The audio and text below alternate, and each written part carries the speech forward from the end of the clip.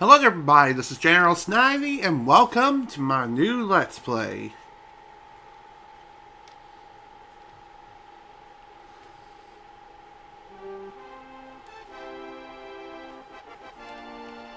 Welcome everyone to Let's Play Quest 64. Technically speaking, this was the very first RPG I've ever played. Kind of a rough start, don't you think? Celtaland, an island where magical spirits abound. This is the abode of magicians who have become powerful through a pact with the spirits. And you know what? Let's just scroll through the rest of this, and you can't really read it too well because of the illegible text. So, what is the story here? What is this all about? Well, I'll give you the TLDR version of this.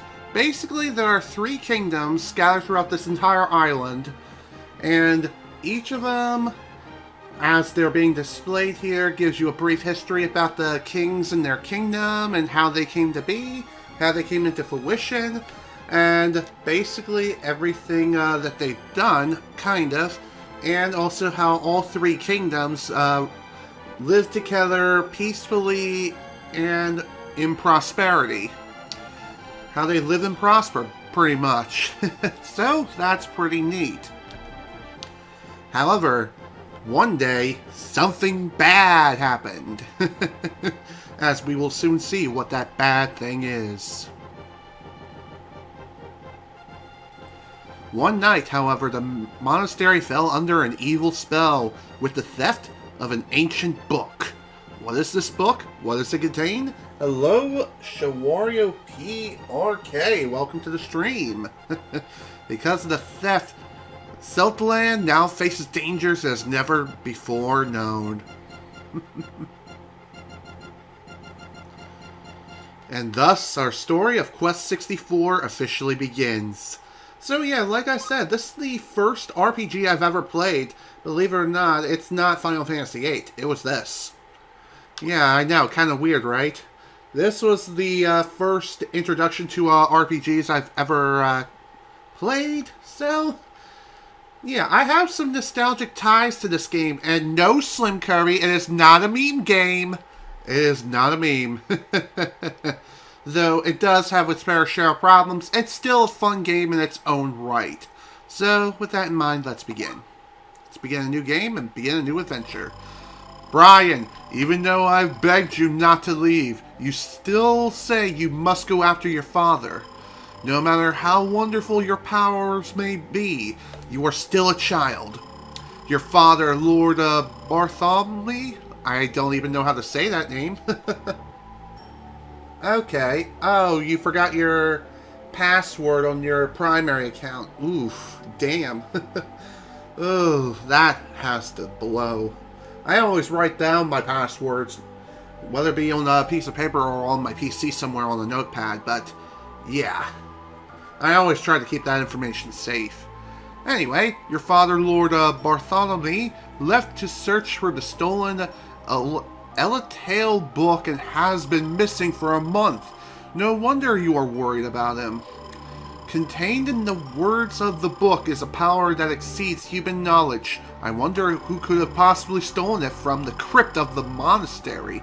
If an evil person should use it, the country and all of its cities will be destroyed.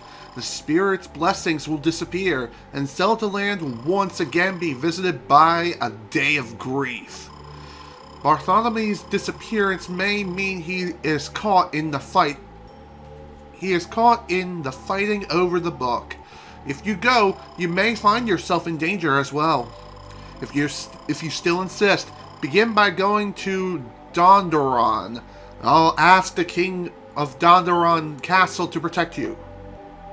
Okay, so our story begins officially now. As you can see, we are a young little boy by the name of Brian. And no, his last name is not Griffin. And he's also not a dog. Alright, let's get moving. So anyway, Quest 64 is one of those kinds of games where It's one of the very few and rare RPGs that you would find on the N64. I think the only other one I know of off the top of my head that exists is Ogre Battle 64. Then again, I think that's like a real-time strategy game. I could be wrong, but your guess is as good as mine. As you get close to a hidden spirit, you'll see a sign. When you see it, press the Z button. The mark of your 4 spirits will appear. Press one of the C buttons to choose which of the spirits you wish to increase.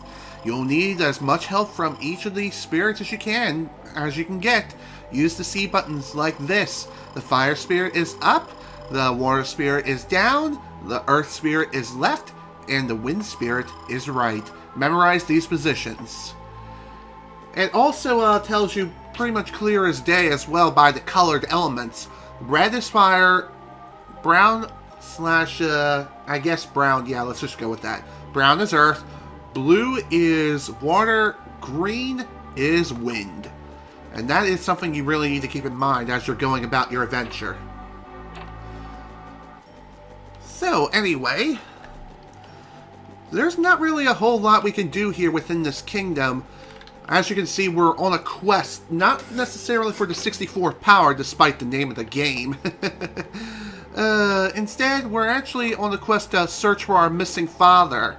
Our father went searching for the stolen book that somehow got stolen from a monastery about a month ago. So, we need to go and find him and make sure that either he's still alive, or we find his body, or we find the book too.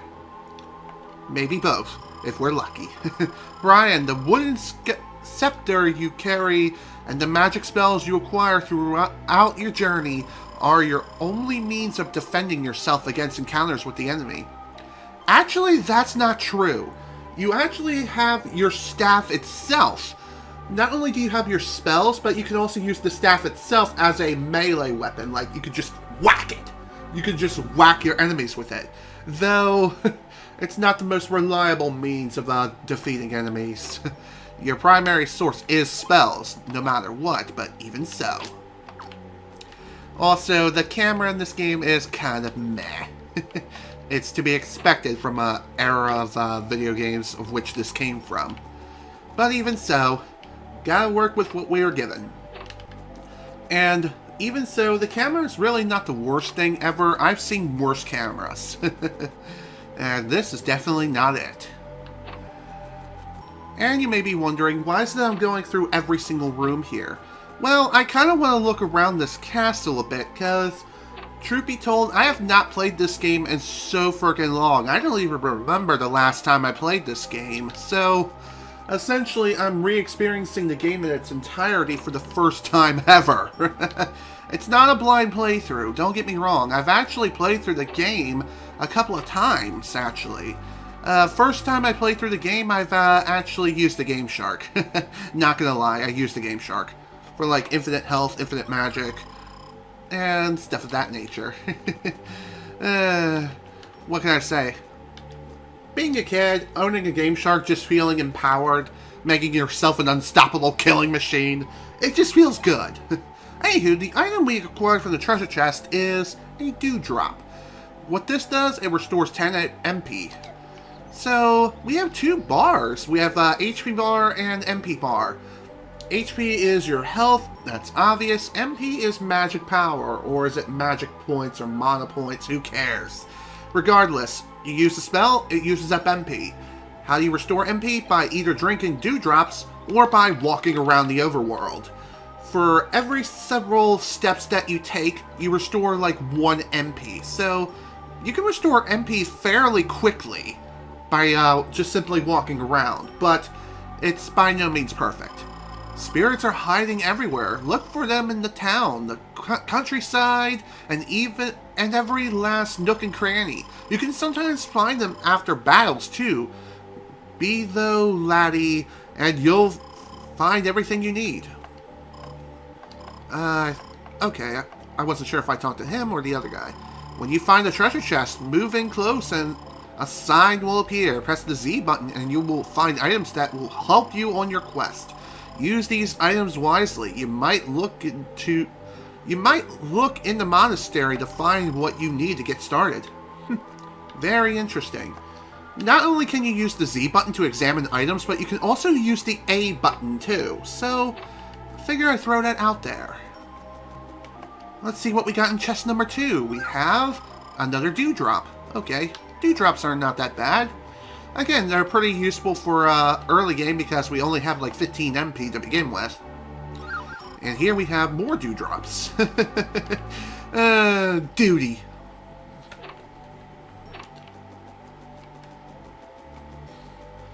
So yeah, the beginning area is a pretty big place, oddly enough, and you can go through many, many doors. Speaking of doors, I think for the most part, you can just walk up to a door and you'll automatically open it, so that's pretty nice. You don't need to interact with it like by pushing the A button or anything like that. You just walk up to a door, you open it. Simple as that. Hello there, you look like a priest. Spirit, please protect this young lad. Light the way and watch over him. We'll make offerings for your safety until you return. Okay, not exactly the most useful of information, but, yeah, dewdrop. As I was explaining, it restores your MP. Dewdrops restore 10 MP, and we will be getting our hands on some healing items in just a short while. In fact, I think we're going to get some right now. Welcome to the kitchen, laddie. Your quest is sure to be a long one. Please take this fresh bread. I made this myself. So, with the bread, we can recover 50 HP with it. So essentially, at this point in the game, it's a full heal. Healing items are a necessity for early game. That is for certain, because our spells are not exactly the most powerful things in the world. Also, honey bread's here. Sweet. Honey bread is a better version of the fresh bread. It recovers 100 HP. Again, so like I was saying, your early game spells are kind of meh. But as we find spirits and also upgrade our skills, we will become more and more powerful. New spells will become unlocked, and things will get better as time goes on. Leave now, Brian. In his last letter, Lord Bartholomew said that he chased Loch Kildare on the way to Larapool. Be very cautious. Evil creatures lie in wait beyond these monastery walls. Very true. I kind of wonder, why is it that these townspeople are so, they just let Brian do whatever he wants? Granted, I know he's related to a pretty powerful person of Bartholomew, but even so, it's kind of irresponsible. And if I have to guess about Brian's mother, she just simply doesn't exist. Either she died a long time ago, or she was divorced with Bartholomew, which would make sense. And she's in a far-off land. Also, for spirit. Let's see what we can upgrade. Let's go for fire first. Also, horse. Nah. Talking to animals really is not very useful whatsoever because they don't speak English. That would make absolutely no sense if they spoke like, say, a Yoshi could. But even so, Yoshis don't really speak, per se. They more or less make noises, and they do communicate. Albeit in a bit of a strange manner. Animals are the same sort of way, too. So, again, it sort of makes sense. Now, as far as completion is concerned, I'm not really aiming for 100% completion, per se. I'm not going to be aiming to get every single spirit in the game, but I will try to get as many as I possibly can, and I'll try to explore as much as I can as well. So, yeah, buckle your seatbelts, boys and girls, as we're starting the quest of the 64th power. And yeah, this movement speed, get used to it. You're going to be running this slow for pretty much the entire game. And also, the frame rate for the game, I think, is 30 FPS. However, in busier areas, like the farmhouse earlier, and also roaming around certain towns such as this, it tanks the frame rate. Kind of like how certain areas in Banjo-Kazooie also do the same sort of thing. At least on N64, not so much on Xbox. Ready to travel, are you? Fine, we'll give you some white wings. They'll bring you back to Milnor any time. It is important that you understand that wings will only work in wide open spaces. Take care. And he truly means that too. They only work when you're out in the field, but if you go into someplace like a cave or a house or someplace like that, wings will not work. So that's something worth mentioning. My grandchildren have gone out to play despite the dangers that lurk just outside our gates. I worry that the monastery will not be able to protect them much longer. I wouldn't say that, but who knows, man? Who knows? I know it seems like there's not much of a point of exploring these houses and stuff, but trust me, I believe some of these places do have some pretty useful items, especially for later on. By the way, the item list, if you wish to pull it up at any time, just push the R button. You can carry a bunch of items. I'm not sure how many you can carry exactly, but you store not only consumable items, but also key items within the same screen. So that's something worth mentioning.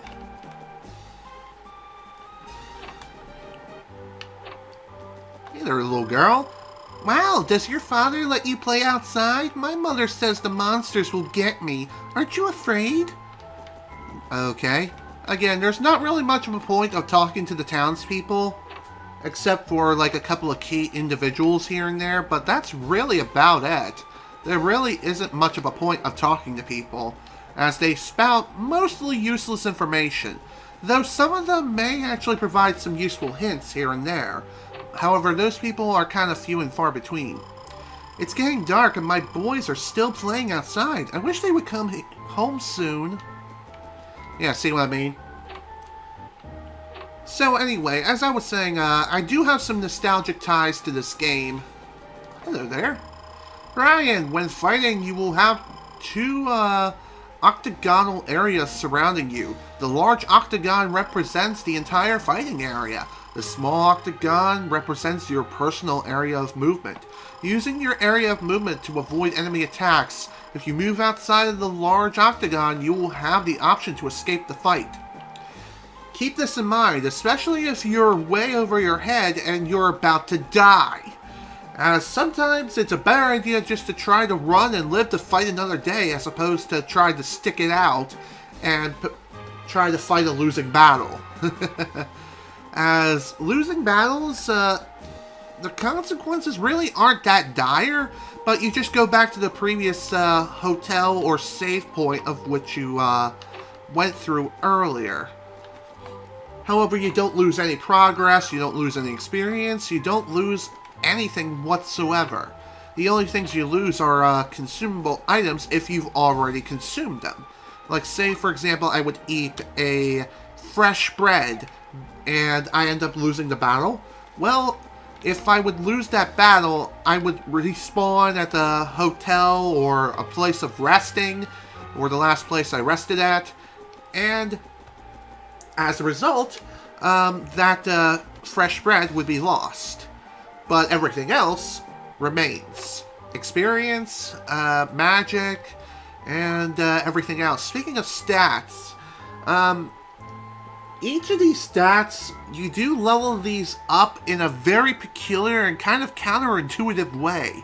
So HP, how you level up HP is by taking damage. You take damage to increase your HP experience. For MP, to increase your MP, you have to use magic. And defense, I think, also relates to HP. In fact, maybe I got HP and defense backwards. I'm not too sure. But regardless, it's basically the same sort of principle. You take damage, and the more you take, the stronger you'll become over time. And agility relates to your battle space. And you increase your agility by simply running around. No, I'm serious. Just move around and you'll increase your agility. Though it does take a long time to increase your agility. Yeah, no, this is not a meme game. No matter what anyone says. Slim Kirby. Anyway. Agility, it's the easiest stat to increase, that's for certain. As far as other things, you can change the message speed from being slow to being near instantaneous. As far as background music is concerned, you can adjust the volume here as well. I'm going to leave these alone for now, until later. And here we have the map. The map is not exactly the most clearly defined. I mean, it is useful for like field exploration, but not so useful for exploring forests or caves or even towns for that matter. So that is kind of unfortunate. The map is kind of useless, but not really. It's useful for determining where you should go to next, but not so much with navigating through caves, forests, etc. And here we have the elements screen. As you battle and gain more magic power, the blue sphere in the middle will become light blue, and when that becomes light blue, that's when you can level up one of your elements. Each element can level up to level 50. And for this playthrough, though it is advisable to try to upgrade your water stat first, because that is how you would get your hands on healing spells, I'm going to essentially challenge myself by trying to keep everything balanced. Keyword is try. Okay. And by the way, when you upgrade your agility stat, it only goes up 1 point each increment, so that's something to keep in mind. Oh, hello, who are you? Your name is Shannon. Are you a boy or a girl? I can never tell. I need a drink real quick.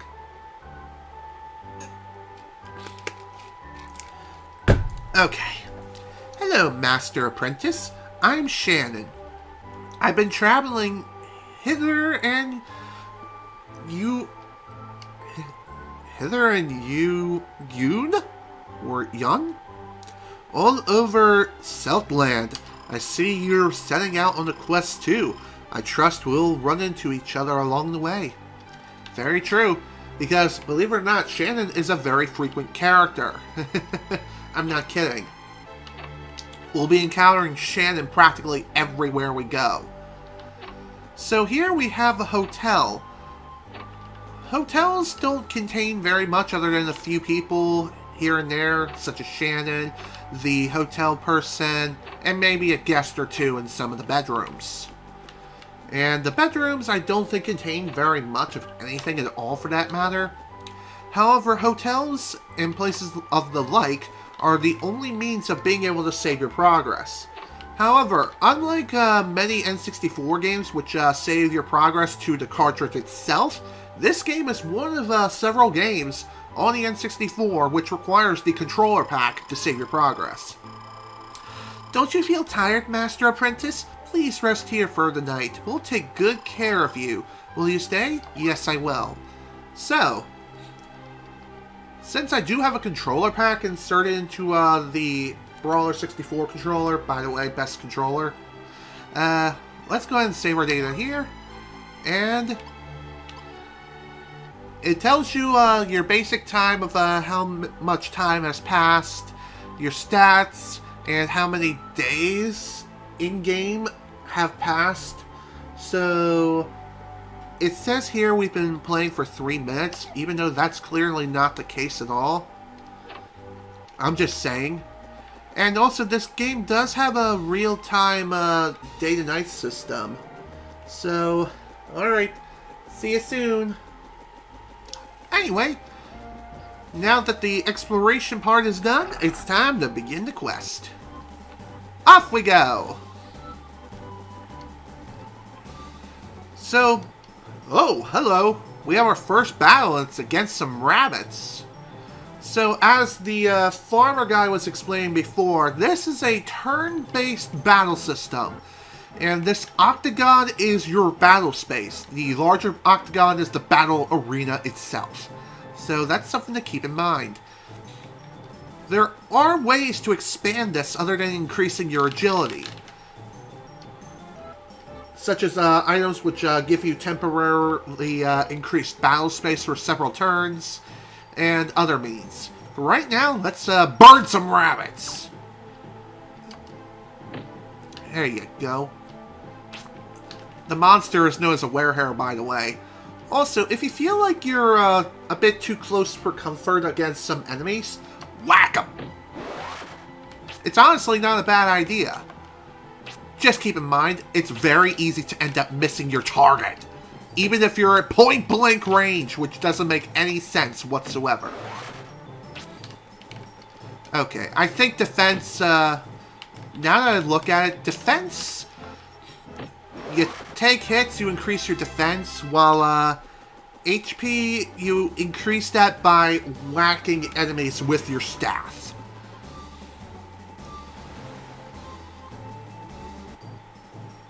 Oh great, another one. Fantastic.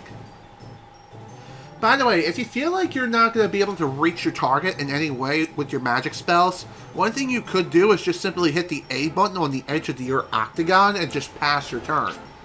But I would still try to attack your enemy from a distance anyway. So basically it goes something like this. If there are multiple enemies, or if it's your turn, one random enemy out of the entire group will attack, and then it'll be your turn again, and the battle repeats until someone dies.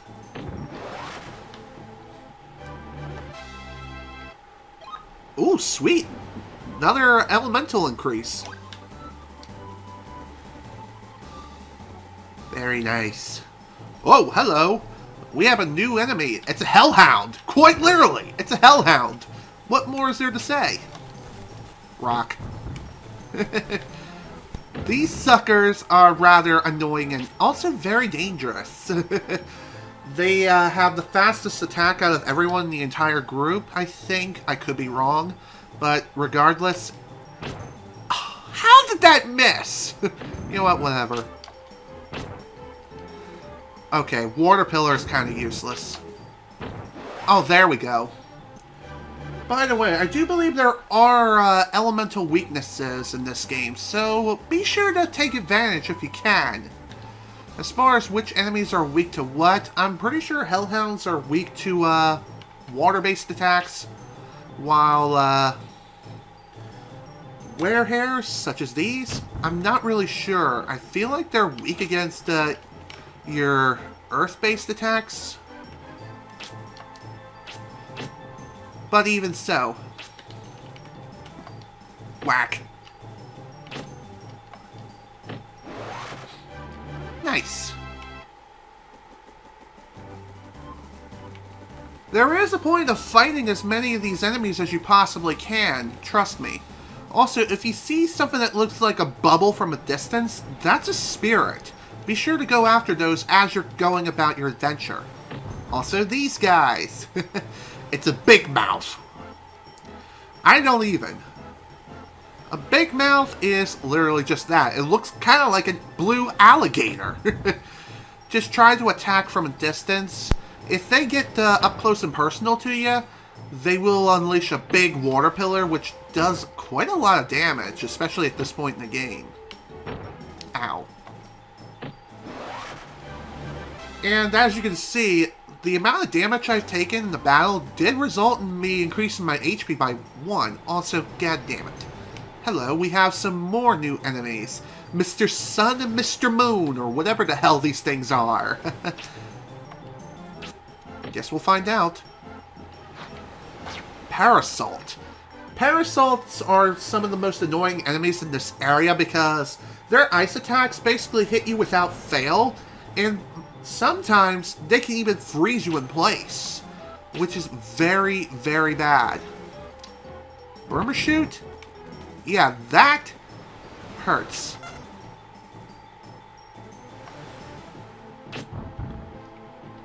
I thought for a second there the game was going to freeze. I guess it was just my imagination. Ow. Okay, that is ineffective. Ah, man. See what I mean about being frozen? If you're frozen in place, you literally cannot move at all. So the only thing you can do is just cast spells and pray. And pray that the spell hits.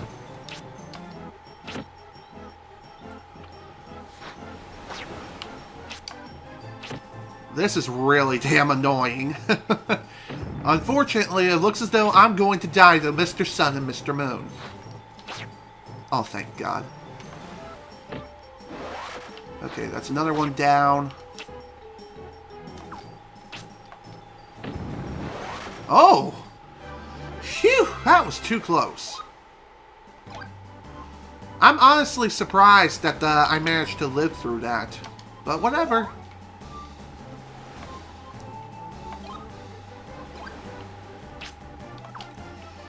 By the way, as you're increasing your elemental levels, you will learn new spells over time. As far as what those spells will be, not really too sure at the moment. By the way, with these spells, you do have to actually aim with them. Like, for example, you would use the rock spell to toss a giant boulder at one of the enemies here. Well, if your aim isn't true, then you're just going to waste MP and you're going to be in a world of pain. And sometimes it could just plain miss, even though you clearly hit your target. Like that. God damn it.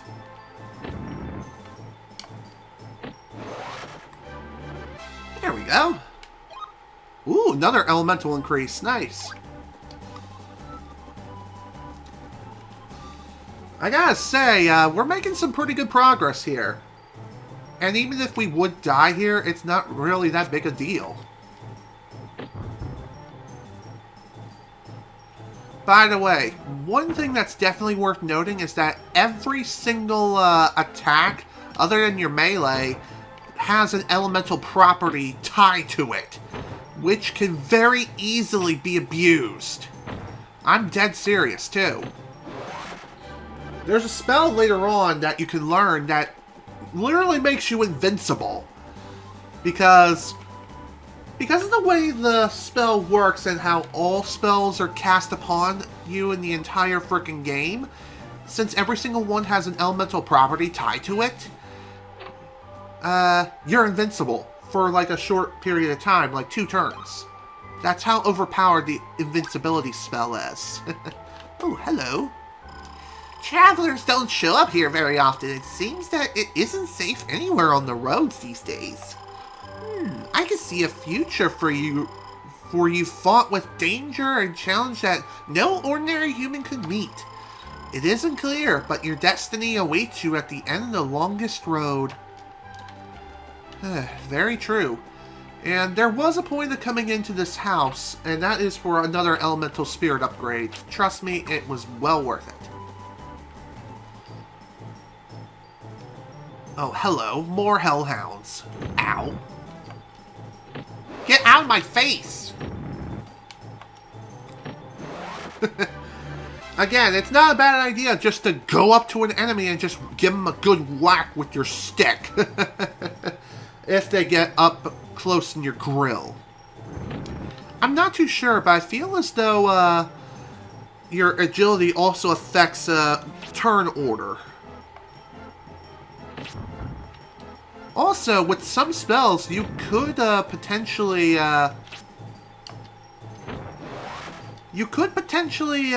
hit multiple enemies in one strike, which is very, very nice. Just keep in mind, though, that I don't even know what I was trying to say. Oh yeah, just be sure your aim is true. Otherwise you'll be wasting MP, which is bad. Like, the Water Pillar level 1 is practically next to useless. You're gonna have to wait until, like, Water Pillar level 2, or 3 for that matter, if you want to use that spell properly. Because you have to be so close to the enemy that you might as well just whack him with your stick. So, that is kind of lame. Also, your spells have limited range too, so that's something else to keep in mind. Oh, come on, really?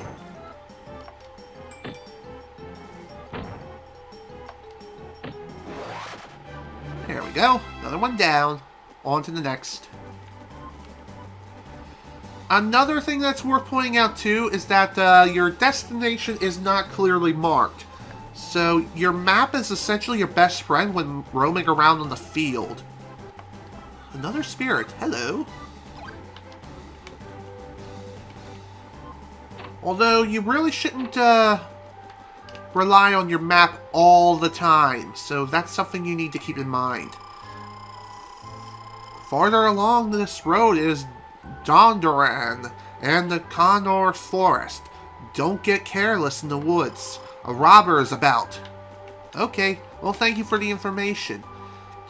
I'm sure we'll learn more about this potential robber as we're approaching the next major town. Hello. Oh, come on. God, I hate that. I hate how sometimes you throw a spell and it just plain misses. I honestly really hate that crap.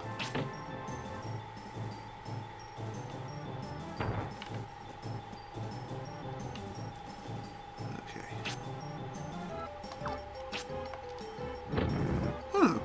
Fire was surprisingly effective. I don't even. You would think that the fire would not be the most effective spell, but in actuality it kinda is. Kind of a shocker if you think about it. Ow.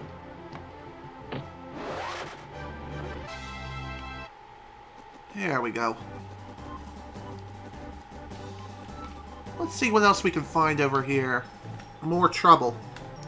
Also, another kind of a pretty big complaint is the, not necessarily the unreliable spells, but more so, the frequency of battles can be relatively high. Like, ridiculously high. Like, you literally just take a couple of steps, and bam, you're in another battle immediately after.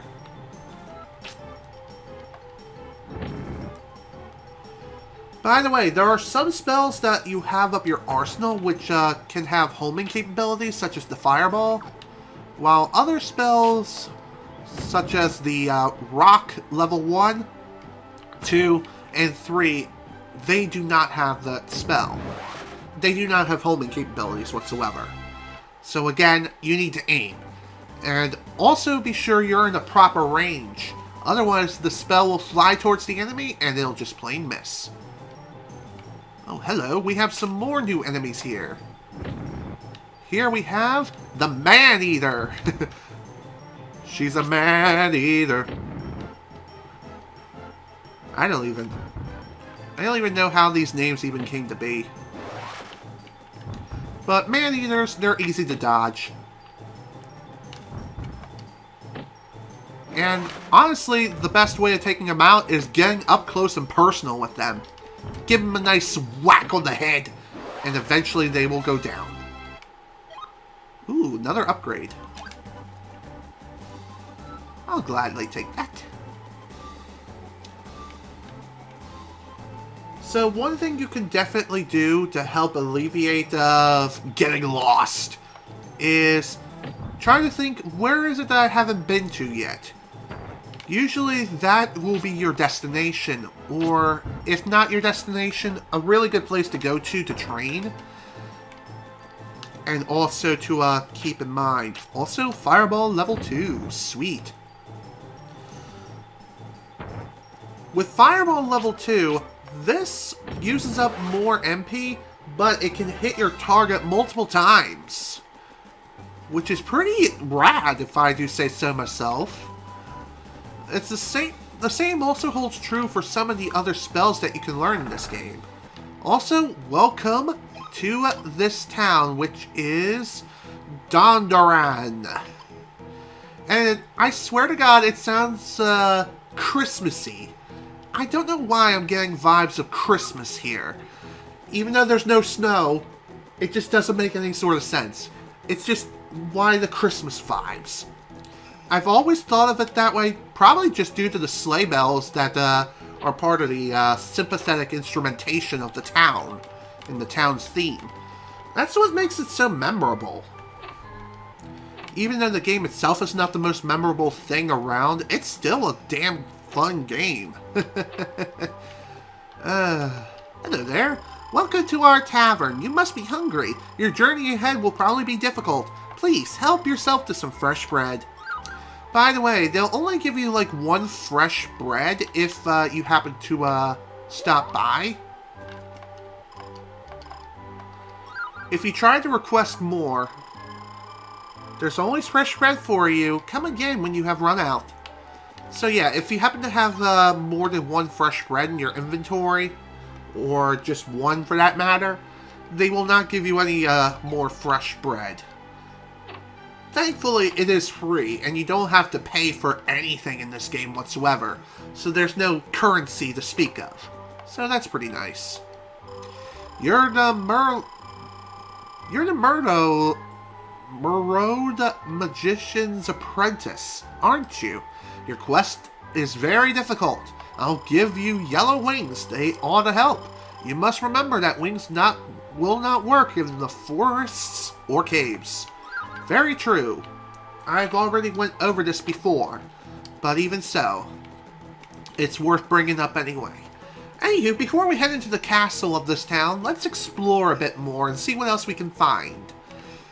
It's always worth trying to explore as many of these towns as possible, as you may never know if you find any spirits just lying around. Because sometimes they just hide in the most obscure places, or even out in the open for that matter. And sometimes even speaking to the townspeople may give you hints on things to come. Have you seen my husband, the potter? He is so depressed. I worry about him. People used to come from far away to buy my husband's wares. All the way from Limeland and across the Loach. But with the thief about, there's no one to buy our wares. Aw, that's so sad. Too bad I don't care. Also, there are no side quests to speak of in this game. It's just you adventuring from one destination to the next. That's literally all this is about.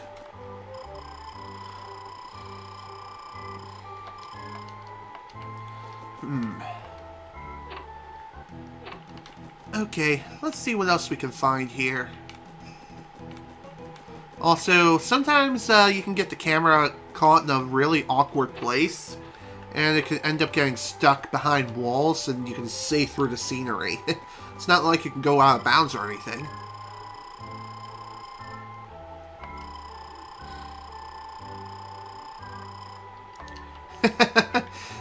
Don't count on it, kid. I can take care of myself, thank you very much. Alright. And hello, spirit. What do we have? Let's upgrade... How about water next? And, upgrading water to level 4 grants us water pillar level 2, which does make things a lot more helpful when it comes to that particular ability. It makes it wider, so it has better range. But it's still not as good as like water pillar level 3, which is the best. And what those big mouth guys use by default. So, figure I'd throw that out there. And here we have the hotel. Funny story about this place. It's nice to meet you again, Master Apprentice. I'm surprised you made it this far so quickly. Same to you. I assume you've heard that a robber is hiding in the forest not far from here. He has blocked off the road to Loch Kildery. Just our luck. We're stuck here until the road opens again. Unless we do something about it, which may not be a bad idea. Anywho, before we save our progress, let's explore this place. And like I was saying before, I do have a bit of a funny story when it comes to this place. Believe it or not, when I was a kid and I first played this game, I got so immersed into the game, I literally parked myself next to a bed, stared at it, and I literally went to sleep. in my own bed. It's funny because I actually did that. So many years ago, I was down at my dad's place, and he had an N64 at the time, and when I first played Quest 64, that was, this was where I literally just parked Brian and took a nap. Not that the game was boring or anything like that, I was just literally that immersed. Have you ever been so immersed in the game that you actually feel like you're there? You imagine yourself in the game's world? I did back in the day. That's for certain. I just arrived here in the Dungaran from across Loch Kildery, but there is a robber in the woods, and there's no way to get back. No duh. Like, I was literally so far asleep that when my dad came to check up on me later, he just turned off the N64 and just let me sleep. Welcome to Dondaran, the town of pottery. Master Apprentice, what can we do for you? Won't you spend the night? Yes, I do. I need another drink because my throat's starting to kill me. 2 days have passed in the in-game world.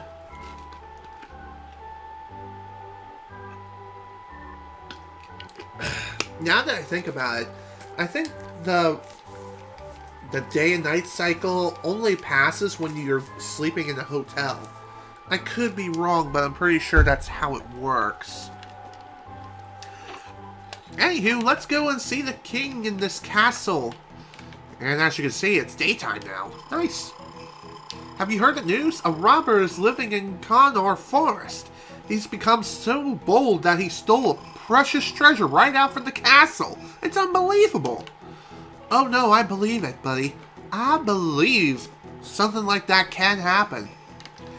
It just means that the security system in this place is kind of lackluster. Anywho, welcome to Dondaran Castle. This place is huge, just like with the previous monastery of which we were in previously. There are a lot of places where you can go through, and many ways you can get lost in. Since a thief broke in here just recently, everyone who comes in has to be identified. I'm sure someone from the monastery can be trusted. Are you sure about that? I'm kind of surprised that they don't try to ask me for identification. I mean, I look kind of suspicious. I'm a boy in a cape who's running around doing God knows what. And yet they trust me wholeheartedly.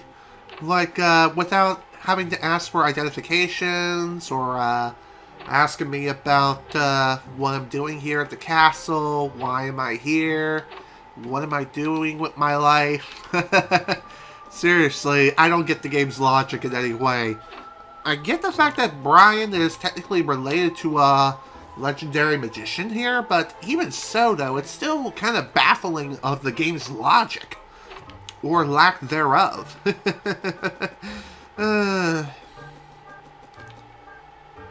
Let's see what else we can find here. Oh, this is just the other side. It's funny how most of the doors here have the same sort of sound effect, while other ones go brrr. Okay. I really do like the music for this game. It's very atmospheric, though none of it I really would want to put on my iPod and iTunes or anything like that. But it is fitting for what it is. Well, well, it's the Magician's Apprentice. This is Prince Flora's room. Should the king see a trespasser enter here, there will be an uproar. Are you sure I'm not one of those trespassers that you speak of, lady? Just kind of asking here. Also, that looks not like a prince, but more like a princess. Also, we have mint leaves. Mint leaves are like dewdrops. They recover MP and recover 20. So, that's pretty nice. More treasure. What we got in here, we have more dewdrops. And in here, we have Dewdrops. Fantastic. You enter unannounced? Your manners are worse than a thief's. But there's something about you. You're a magician, aren't you? Have you come to help us capture the thief? I wanted to go after him myself, but Father forbade me from leaving the castle. I command you to go into the forest, find the thief, and return our rightful possessions. If you have the courage, my father will reward you handsomely. Indeed. Speaking of which, we really should learn more about this whole thief here, why he is the way he is. What did he steal exactly that is so important, so major? And why is it that the king is trying oh so frantically to get it back? Guess we'll find out as we go explore the castle and find more information. You startled me. I thought you might have been the thief coming back for more.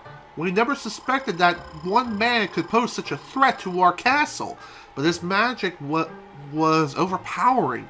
The castle guards went after him, but they were no match. I'm still nursing my wounds. When fighting, Solvering tried to avoid his clone range attack.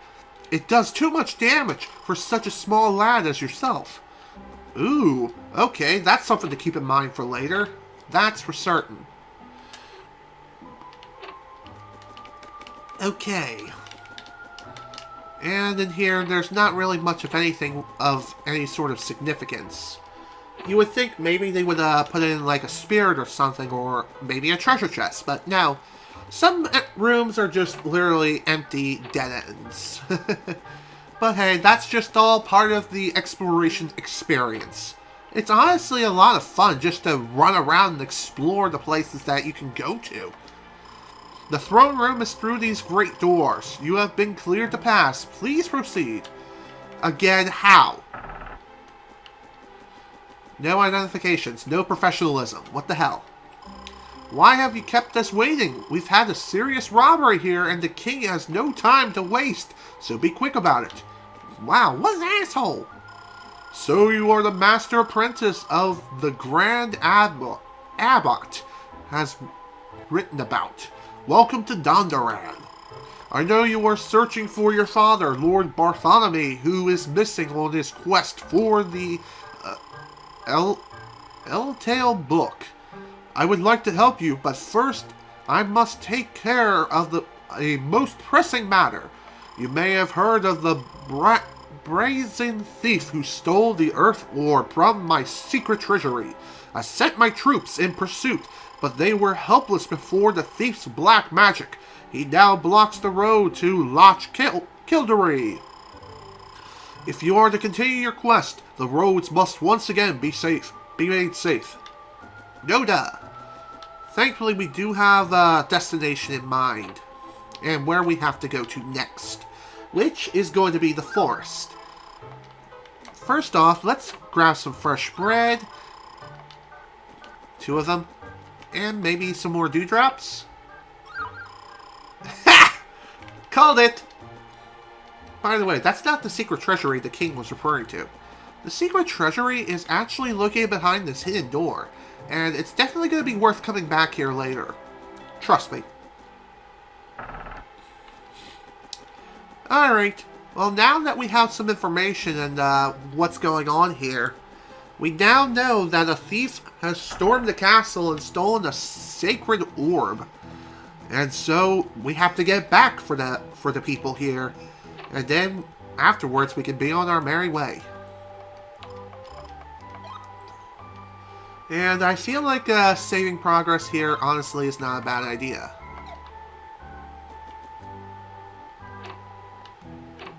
Okay, so if you want to change the time of day from day to night and night to day, sleep at a hotel and you'll be fine. That's literally how it works. I'm not sure if there's a difference between day and night when it comes to the enemy roster, but I'm pretty sure the frequency of enemy battles will start increasing during the nighttime, though I could be wrong. Also, my nose is starting to run. Hang on.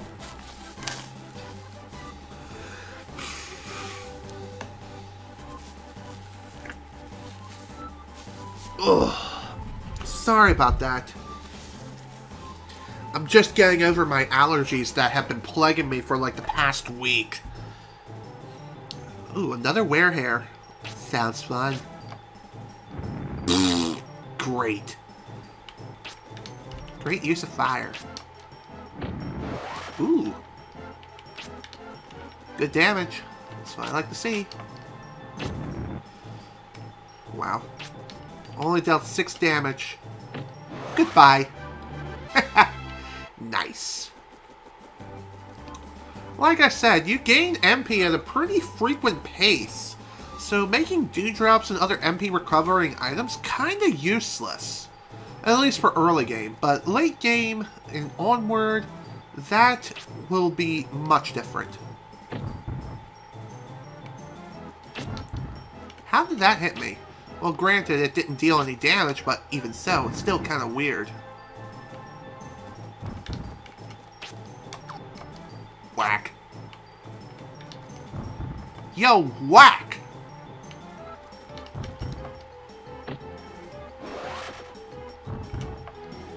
By the way, throughout many of the enemy's different attacks, you can run around and dodge them. And for the early game enemies, it's very easy to do so, especially if you get up in their grill. But for the most part, though, you should just try to dodge as many enemy attacks as possible and avoid close range encounters, especially when it comes to certain enemies. I'm just saying. Man-eaters are best handled at close range. By the way, even though you can restore MP by running around on the field, you can't do so while on the field. While battling. So you can't just run around and just restore MP during a fight. You actually have to manage your MP wisely. However, thankfully, for every whack that you deal against an enemy at close range, you can gain some MP back. So that's pretty dang nice. Alright, here we have the forest. What forest is it? It's the Kanar Forest. Let us enter and let us begin the expedition. This place is very easy to get lost in. Get used to it, because it's going to be very easy to get lost throughout many, many places. And here we have a Frog Knight.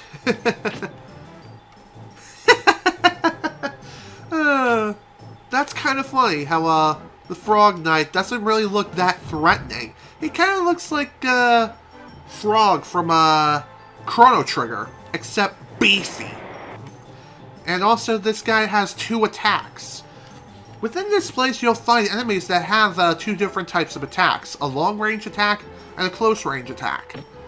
So, be sure to keep this in mind as you're going about.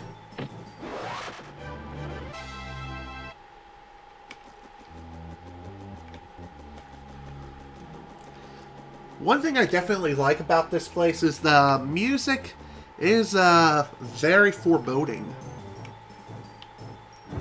Also, we have a kickboxing kangaroo, if you can even call him that. He shoots fire from his fists as if he's frickin' Zuko from Avatar: The Last Airbender. Let's see. Mortar would be a very good option, but yeah, that range is kind of pathetic. Ouch.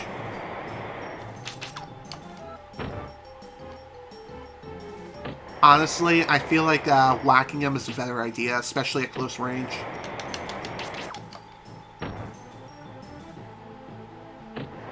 Oof. By the way, within this place, ouch. Ouchie, ouch. That hurt a lot. Well, that stunk. Well, if you end up dying, you will return to the previous hotel or place that you rested at, and you'll only have 1 HP. In order to restore your HP, you do have to stay the night. However, you don't have to save your progress. You can just continue on like nothing ever happened. It is unfortunate that we do have to go all the way back to the very beginning, like before the forest and everything, but even so, it just means that you get some extra experience by means of just running back to where you were previously. So it kind of works out in the end, in a sense.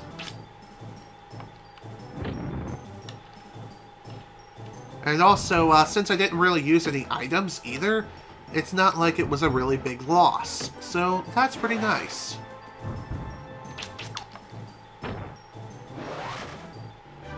Nice.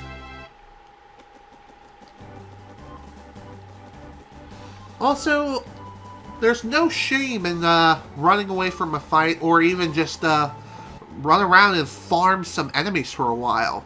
Because the enemies, as you progress throughout the game, are just going to become stronger. And here we have a bat. No, I'm serious, that's what it is. A bat.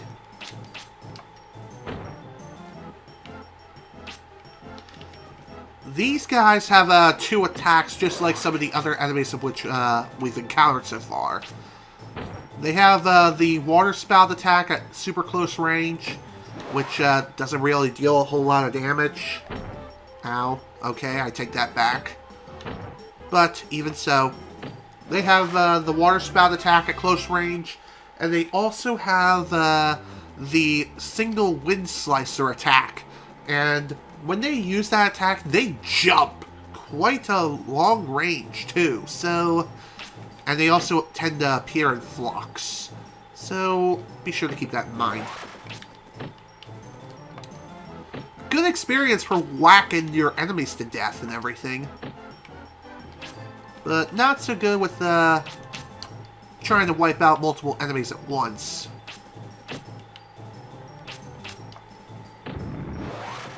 Okay, that was not my intended target, but it works. Ow. How did that second shot miss? I don't get it. By the way, if you use an item, that does cost you a turn, so be sure to keep that in mind.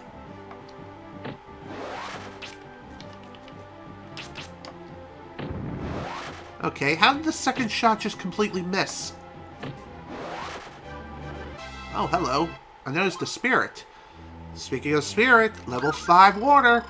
And sometimes you obtain items after battle, such as this item here. The Celine's Bell. Captivate your enemies with its sound. Freezes enemies that are around and about.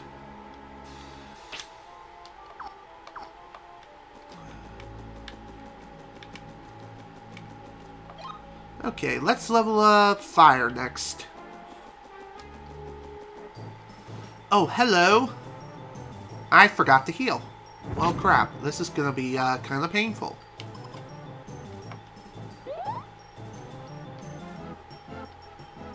Ow.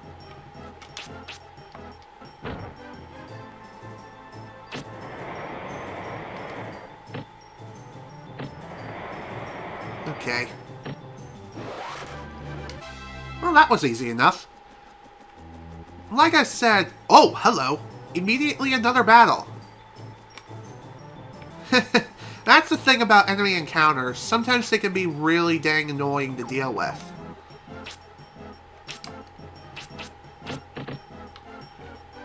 Here we have a Stanny? It looks more like a dancing mummy. Like, ooh, I'm a mummy. Come at me, bro.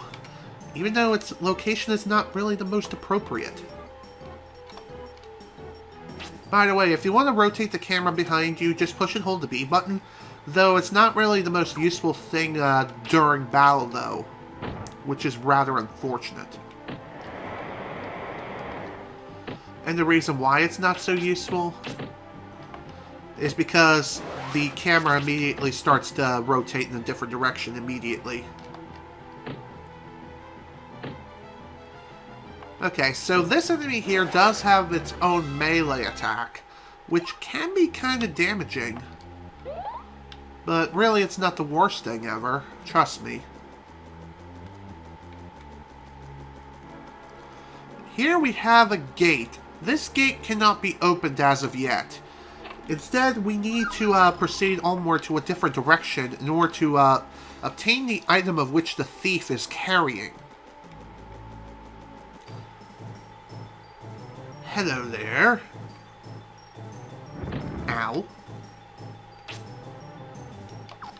I'm not really sure what these guys' weaknesses are. And to be honest, I really don't care. It is kind of weird how these guys just look like freaking kickboxing kangaroos. Yet they're not kangaroos. I don't even know what these things are. Oh, come on. How did that miss? What does suck, though, is the camera can sometimes get stuck behind trees and also different pieces of the environment, which is really damn lame.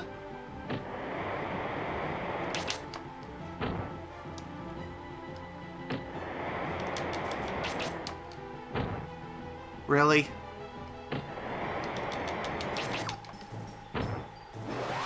Whew! That was a pretty big chance I took. But it was definitely well worth it in the end. That is for certain. Alright. Phew! Way too close for comfort. Sometimes the water pillar can be useful. At least the second level and third level variations of them anyway. Level 1 is still useless. So that is kind of unfortunate. Oh wow, Wind Cutter was also useless against the frickin' kangaroo. Ow.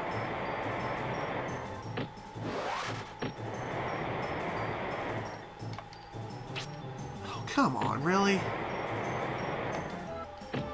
You know you'll be able to whack an enemy if a staff icon appears over the enemy's head. Even if it's clipping through the environment. It's still a useful indicator to know that, hey, this enemy can be whacked. So, that's pretty sweet. Also, don't be surprised if you end up dying in dungeons such as these quite a lot. You're gonna have to get used to it. As the enemies here are no joke. Like, when are they ever a joke? Maybe for early game, but not so much for, like, this dungeon here in particular. Another spirit. Sweet. By the way, as you're gaining new spells for each of the elements, sometimes you can even, you can also gain combination spells of combining multiple elemental spells together, such as water, earth, fire, and wind. So, that is pretty nice. Though, there aren't any spells in the game, as far as I'm aware, that uses all 4 elements. So, you don't exactly become the Avatar or anything like that. No, you're just, Brian. Plain old Brian, aka the Sorcerer's Apprentice, or the Magician's Apprentice. Let's see.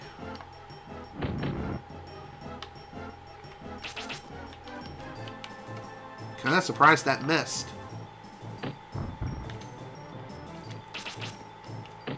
Ow.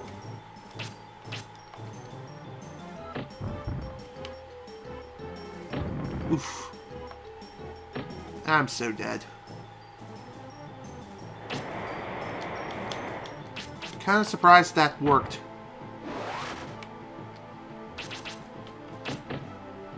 And even if you do end up dying in battle, it's not the end of the world. Whatever enemies you do defeat, you do still gain some experience from it. I think. I could be wrong, though. But I'm pretty sure you do gain some experience.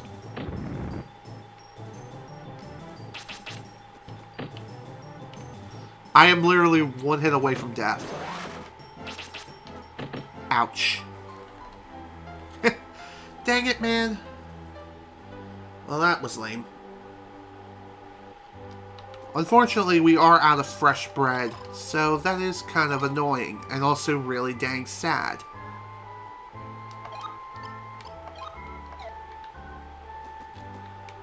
But, like I said, so long as you keep playing the game, you will get strong enough to eventually be able to get through all the enemies that are in your way.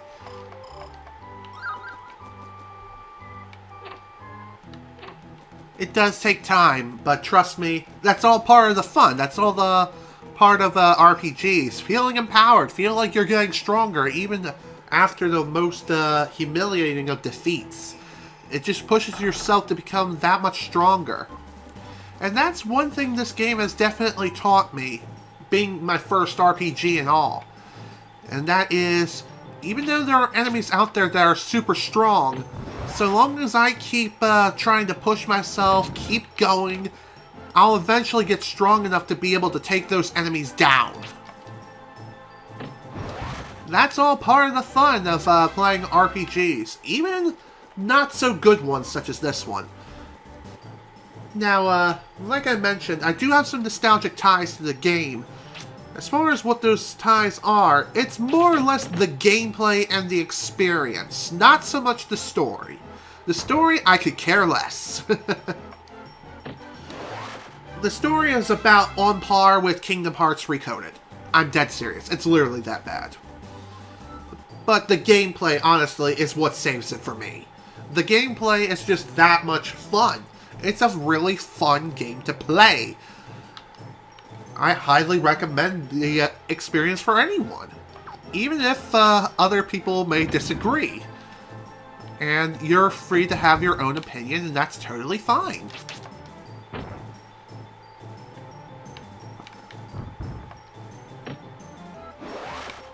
Okay, I think I've watched a couple of reviews of this game, and they did talk about the magic a bit.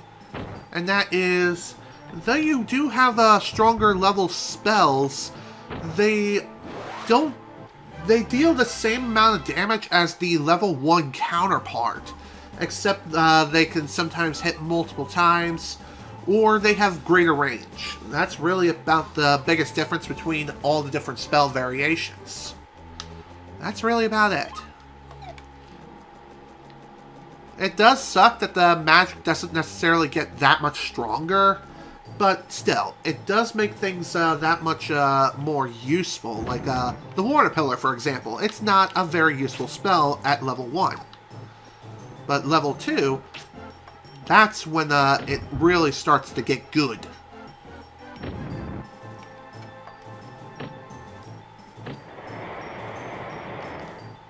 Oh, come on, how'd that miss?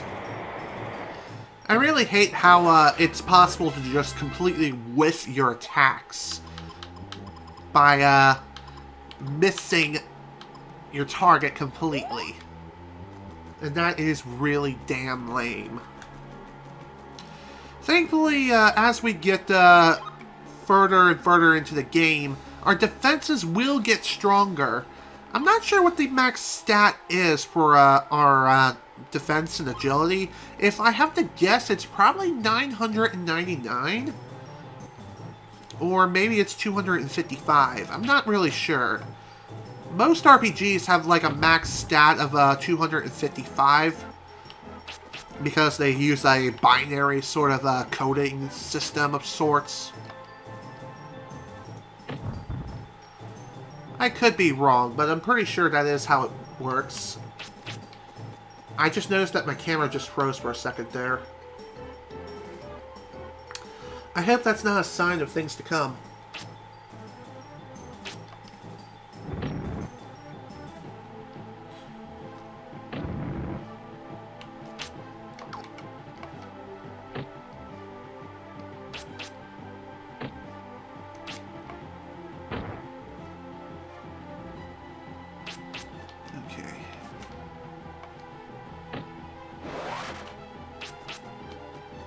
Sometimes during battle, the frame rate can tank, which is rather unfortunate. But, again, it is the way it is. It is what it is.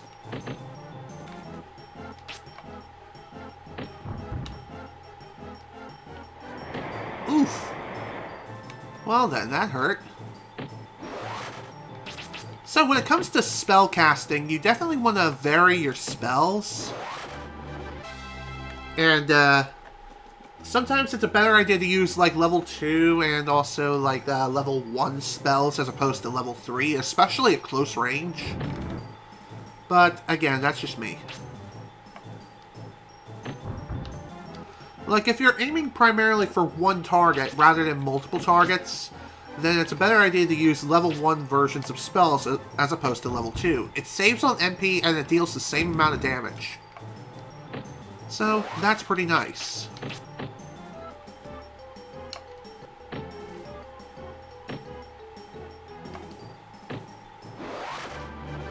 Okay. Alright. Can I heal yet? No, of course not. I think healing magic only comes into play at around level 10? Level 10 for water? I could be wrong.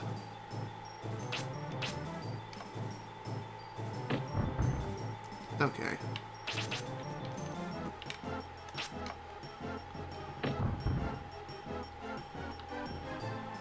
Honestly, I feel like the best sort of spells that you can unleash on certain enemies, such as these Frog Knights here, is definitely Rock, level 1. And also Fireball is also really good, though it doesn't have the same sort of range as Rock does, so that is kind of unfortunate.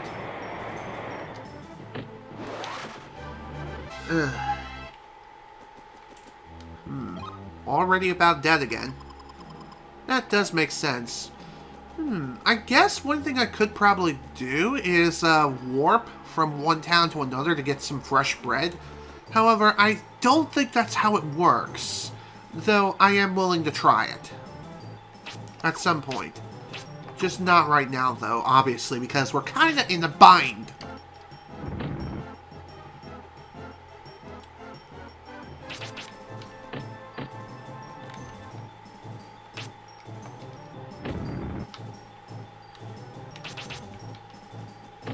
Ow. I'm honestly surprised that... Ow. I'm honestly surprised that I've managed to live throughout this fight so far. Granted, it's not going to be that way for much longer. However, it seems like these mummy-like guys' primary melee attacks just do not have any range at all. Or they don't deal very much damage for their melee, which, that makes sense. I mean, that... What am I saying? That doesn't really make a whole lot of sense.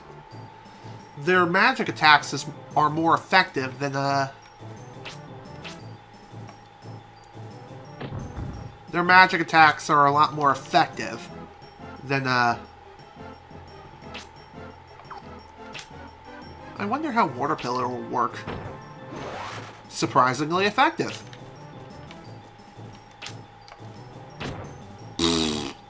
I'm dead. Come on, really?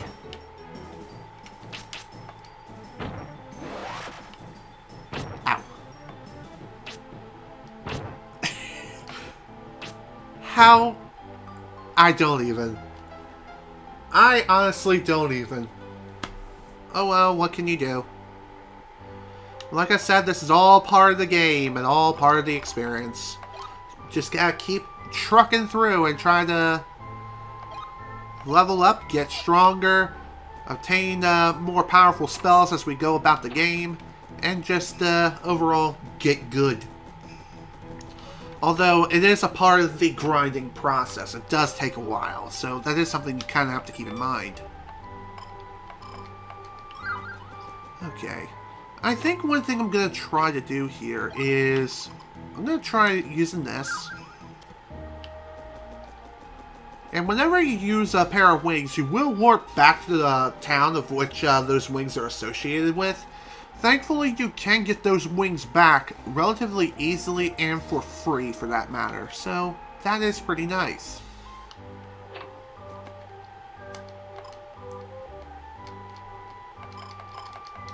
Okay, yeah, those are the wings.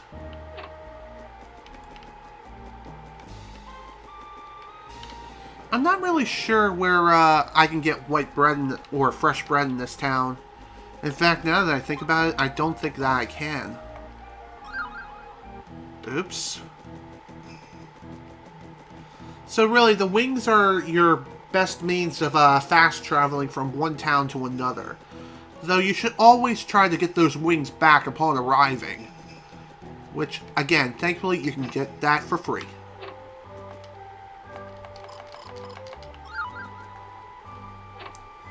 Alright. I wanted to try something to see if I could get some more fresh bread besides just the one I have, but I guess I'm going to have to wait on that, which is rather unfortunate, but what can I say? All part of the experience. All part of the Quest 64 experience. Though, oddly enough, in Japan, this game does have a much better name. Although I don't really know what that name is. I don't know why they call this game Quest 64, it's really beyond me. But perhaps because LOL every game is named with the name and add 64 to the title. Because LOL, we're trying to be funny. Your guess is as good as mine at this point. I really do not know. I honestly don't know what the THQ was thinking with naming this. Then again, I think someone else named it Quest 64. Because this game was technically developed by Interactive... Dang it! I don't even know the name of the developer! Also, welcome back, Sean PRK. Glad you can make it back. Anyway, while you were gone, I was exploring the forest, which is not too far off from where we are now. I ended up getting killed a few times, but, like I was mentioning before, it's all part of the experience. Whack. All part of the Quest 64 experience. That's just the way it is. And again, sometimes the battle rate is just too dang high. The encounter rate, I mean. And it's not like there's some sort of fanfare. Enemies just appear. Kind of weird, I know. But, again, it is what it is. Stand still the fight. I win. I love it how some enemies just have that big of a one-track mind. Just wish the same holds true against these enemies in here, but no, sadly that's not the case. You just have to deal with all the tough enemies as you're exploring the forest. So, that is kinda lame.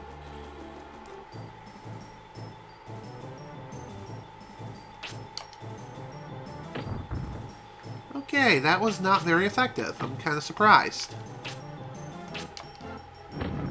Seems like fire's more effective against these guys than anything else. Also, whacking them with your stick is also good, too.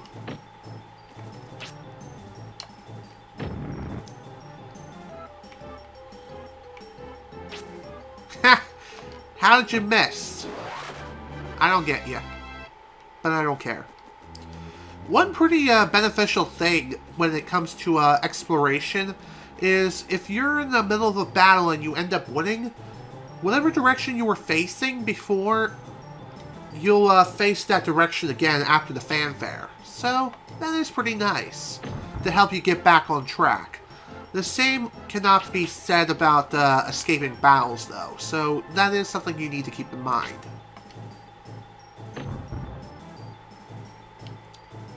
Oof.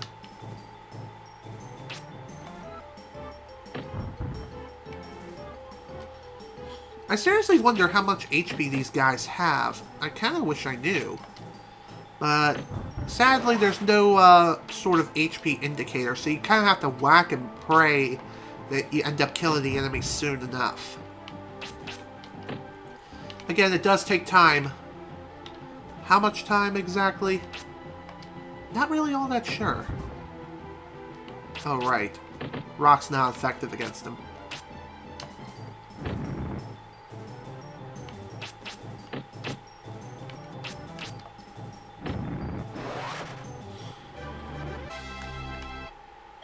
Okay, next we're gonna be upgrading, how about rock? AKA earth. Ooh, another bat. Of course.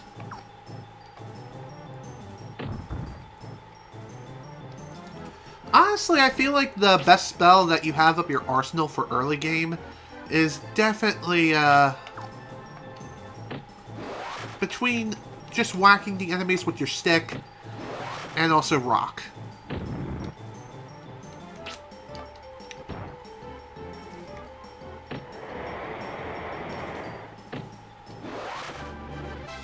Okay. Normally I would heal here, but I wanted to see if I can keep going just a little bit further.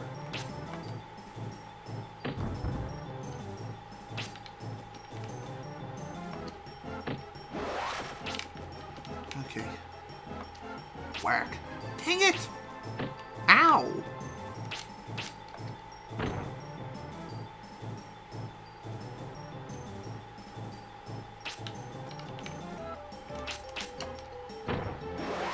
Funny thing is, I think it's possible to push some of the smaller enemies around. I could be wrong, but I think it is possible you can do that. God damn it. I'm dead. Thank you, Jesus. That should not have taken that much effort, but alas, it is what it is.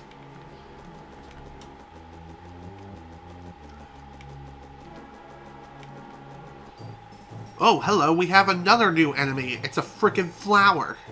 What do you expect? It's a flower. Whack. It's a man trap, technically. So basically, what this enemy will do, if it is a pretty good distance away from you, it'll just heal itself constantly.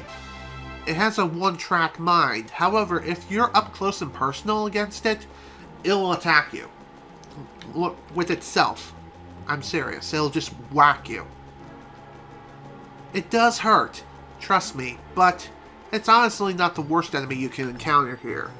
Honestly, I feel like the worst enemies you can find are the camera and also the kangaroos. The kangaroo kickboxers.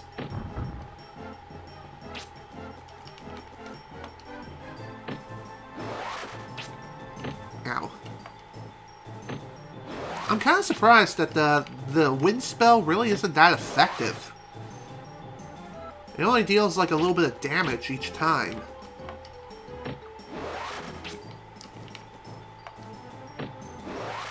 There we go. Alright, what to upgrade? Fire. Ha! 666! I don't know why that number has been haunting me quite a lot lately. It's kind of weird. Also kind of scary.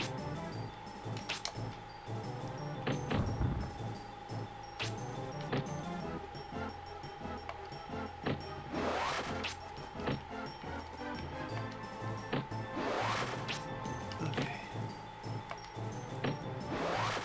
Like I said, it just takes a ton of perseverance to get through the game.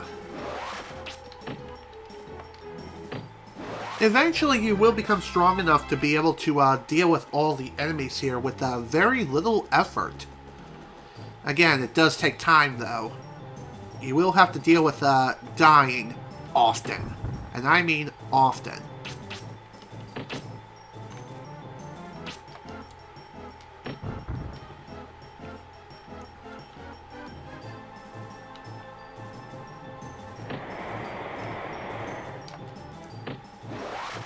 Okay. Now I have quadruple sixes. That's kind of funny and also scary.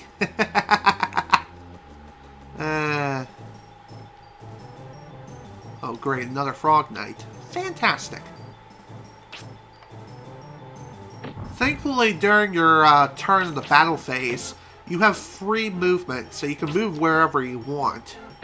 And based on where you're standing, will determine where your octagon will then be moved to. It always moves to the center of your position. So you can use it as a means of being able to make a quick escape if you need to. But other than that, though, it's really not that bad. Ooh, Silver Amulet. It's a protective talisman. Increases defenses 1.5 times. And it does so temporarily. Some items such as the talisman, as well as the giant shoes, can only be used during battle. And here we have the Thief's Hideout. Quite a scary tune here. And I don't exactly have a whole lot of HP to work with here. Oh dear, this is definitely going to be a real tough fight.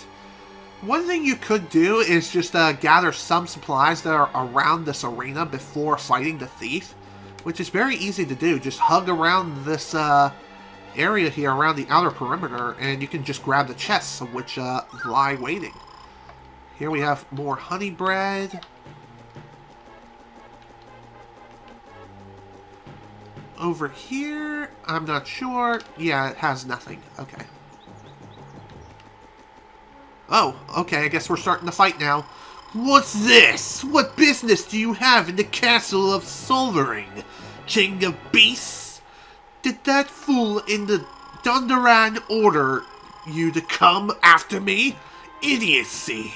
I stole the Earth Orb and it is all mine. With it, I'll become the ruler of Kanashir. I'll show you humans what real power is. And when you trigger the start of the battle, that is where your starting position is. Also, how did that miss? Ow! Holy crap. That is a freaking fire cannon, and that hurts a lot. Pretty easy to dodge if you keep your distance. Oof! Although it does have a relatively big hitbox, which does suck. Restoration? Oh, Restraint. So, since we upgraded all of our spells to level 6, Restriction allows you to temporarily freeze the enemy in place. If it actually hits your target. That is, if it hits it. Okay. That was not very good.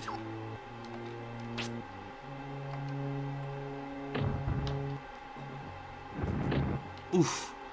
How am I alive? I honestly do not know. Might as well eat.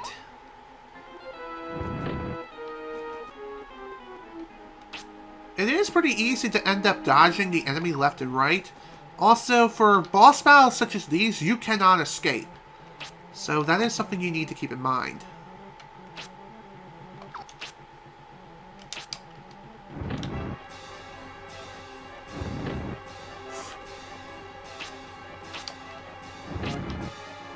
Really?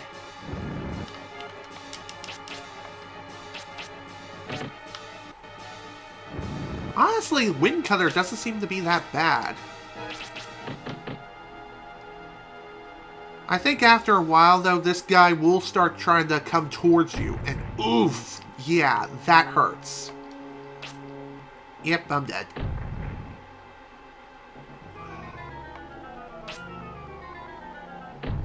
Ow. Oh, man. And after I ate that honey bread, too, that's kind of unfortunate. Oh well, I still have one more, so not that big of a deal. It also means that I can get that much stronger by the time I get back. Okay. We may also be able to upgrade our spells that much further and even get some new spells as a result. Like I said, Restriction can be useful if it works. But from my experience, it doesn't really work all that well. Whenever you're using a combination spell, I think the highest level you can attain with some of them is level 2. However, I could be wrong in some of those aspects, but I'm pretty sure that is how it works. Okay. let's head back into the forest and we shall try this crap again. Thankfully, we can just plow right through some of the other enemies that we've encountered up to this point, such as the werehair, without much of an issue whatsoever. Just crush him with a boulder and be fine.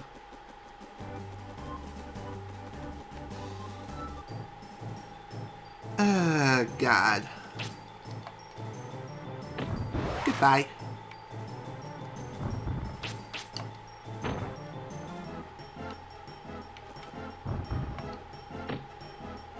I'm honestly kind of surprised that the water pillar didn't kill him. Oh well, what can you do?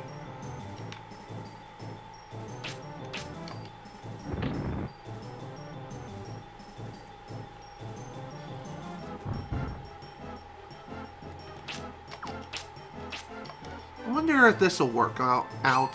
No, of course not. Honestly, that spell is not very useful. It honestly isn't. I mean, it can be, although the reliability on the spell is rather poor. And more often than not, it'll end up missing, which is really damn annoying. But, oh well. It's fun to experiment and try different things every now and again. Especially with certain spells. Especially when they're brand new.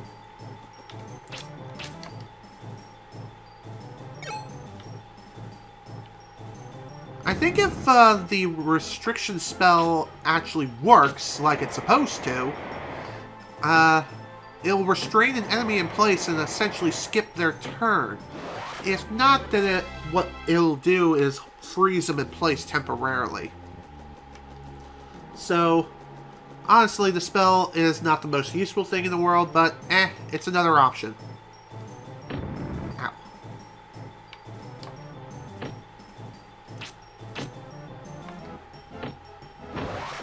Honestly, it doesn't compare to being able to whack enemies with a stick. Really.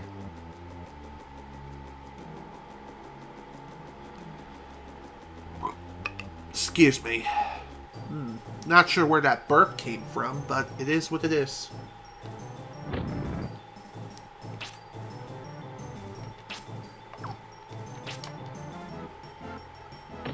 Don't you just love it when the frame rate just tanks out of frickin' nowhere? Especially when you're in the middle of attacks. Seems to happen fairly often.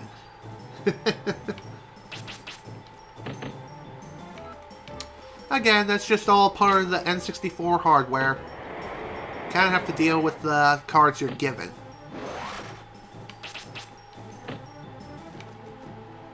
And again, it's not the worst thing ever. Trust me. There are other games out there that have way worse performance.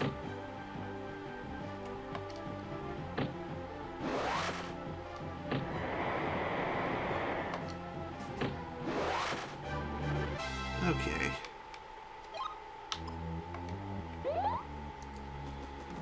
44 HP. Honestly, that wasn't that bad.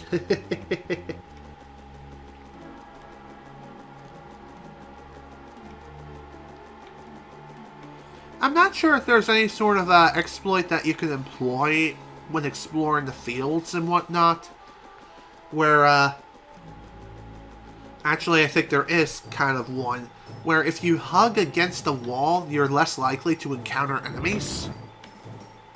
And you could just move on more quickly. But that doesn't mean that enemies will still not encounter you, because they most certainly will.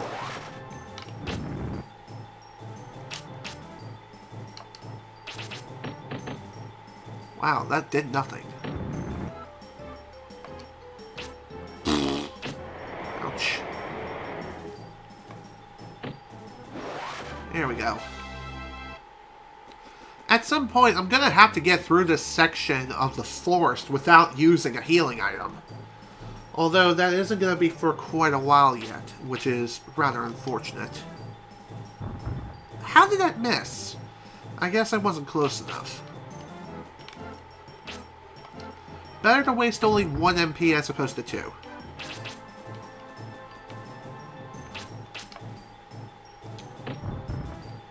Why'd that target the other guy?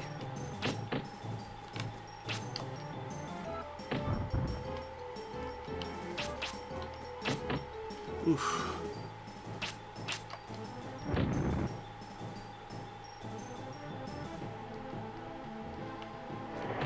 It is kind of annoying how enemies move extremely slowly when they're trying to approach you to whack you upside the head.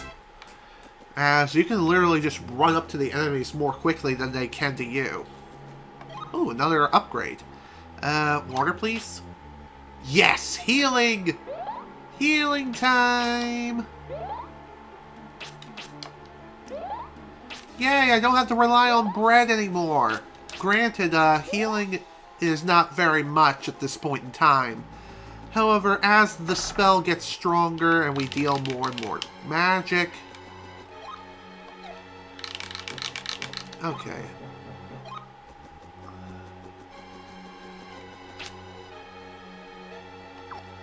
Oh, I have full MP again. Nice. Alright, let's deal with the other side. Let's see what we got over here. Nothing. And basically a load of nothing. Oh, another chest. Okay. Mint leaves. Okay, that's not that bad.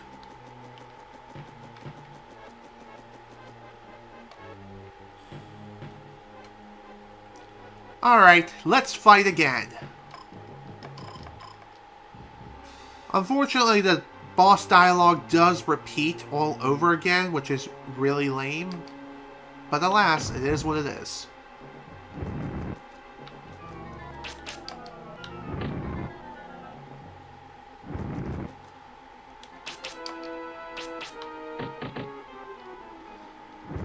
Honestly, that was kind of effective, though I feel like Fireball level 2 is better. Oh dear. Bad touch! Whatever, man. Gotta deal with it.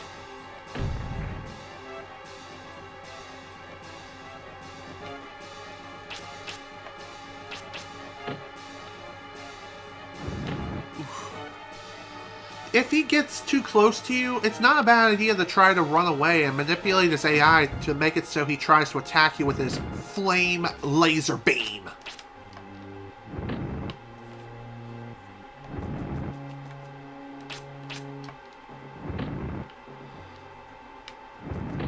Oof.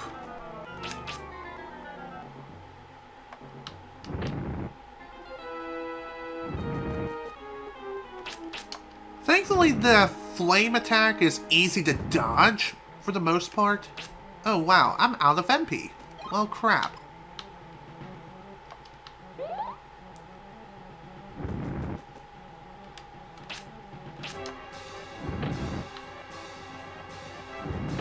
Oof!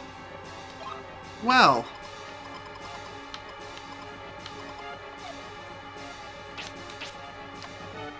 Better heal up. Even though it's not going to do very much in the long run. Especially with a guy of this caliber.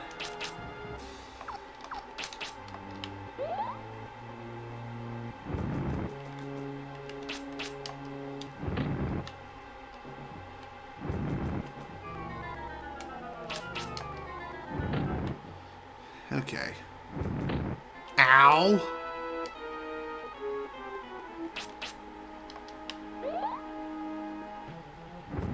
Ow. God damn it. All because the healing spell can't really do much of anything right now. Oh, man. Again, unfortunate, but it is the way it is.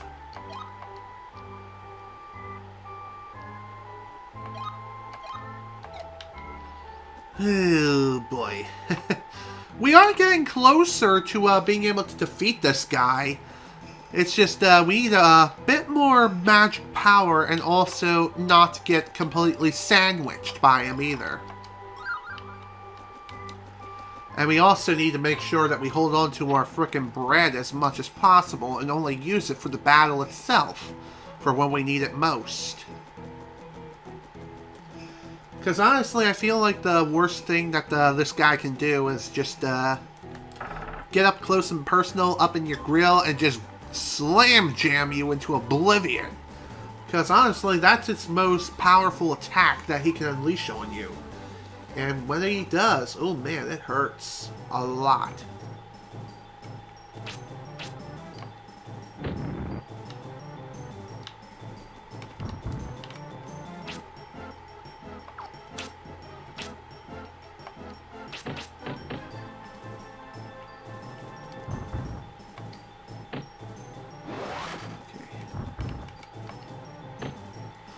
And like I said numerous times before, even though we end up getting killed again and again, as long as we keep on questing and keep on adventuring, we will get stronger. Strong enough to be able to take on all the enemies with ease. Even the bosses at some point.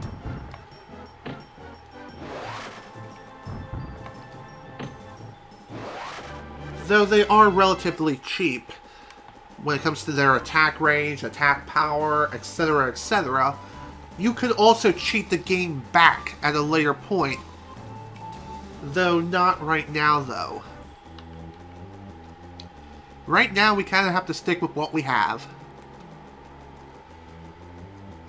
Also, I apologize if the stream and also the gameplay looks kind of dark. I will address this in like future streams here, because of the way I have my color and saturation kind of adjusted, I figured that would like be end all be all kind of adjustment necessary for like proper color correction.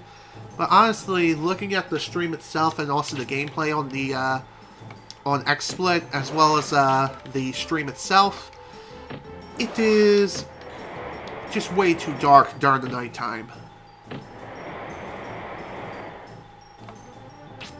Oh, come on, really? God, I hate that.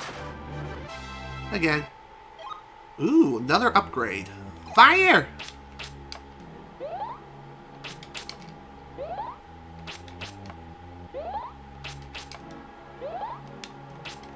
Again, I wish this healing worked a lot better than it currently does. But alas, it is what it is. Later on, as we are making our spells even stronger, the healing spell will become more effective. God damn it. How much more effective will it... Brian just disappeared for a moment there. That was weird. I honestly don't even know how that even happened.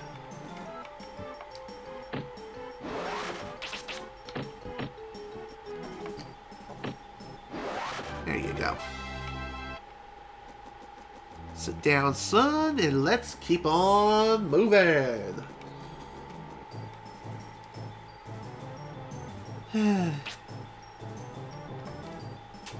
It's funny how these enemy designs are not the most, they're really not all that threatening. I've seen much more threatening things in, like, say, Super Mario Brothers. But I'm not going to mock the enemy design all that much. It's fun to make fun of, yeah, but it is what it is. I've seen worse designs in other games.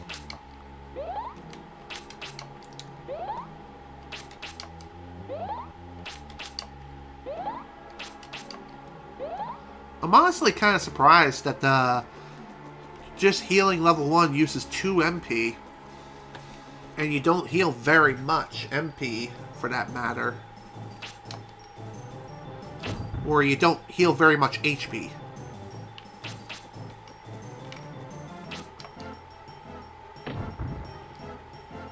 So really, the healing level 1 spell is only useful for outside of battle.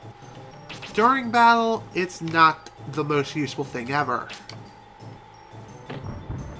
Simply due to how little HP you recover with it right now. There we go. Onwards. Oh, Great. More kangaroos. I kind of wish they all wore, like, different clothing. Like, every now and again. They mix things up. Make it kind of look like a shiny. In a sense, you know? Make one wear the standard getup, while another one is more wearing, like, a blue vest with black pants, or something like that. I don't know, just to spice things up a little bit here and there. Too bad it doesn't happen, but oh well.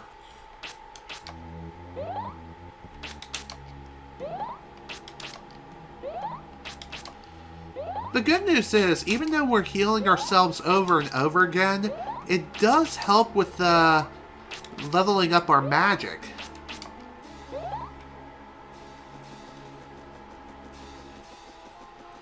Because the more MP we use, the stronger our magic becomes. So that's pretty sweet, all things considered. And like I said, it's very easy to restore MP out in the field just by running around.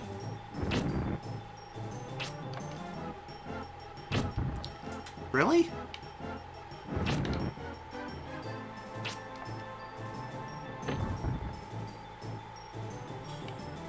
Okay.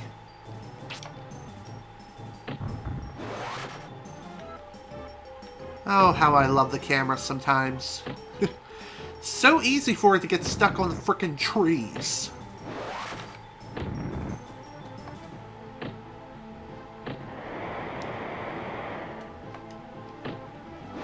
Like I said, the camera's not the worst thing in the world, but it's still not that great.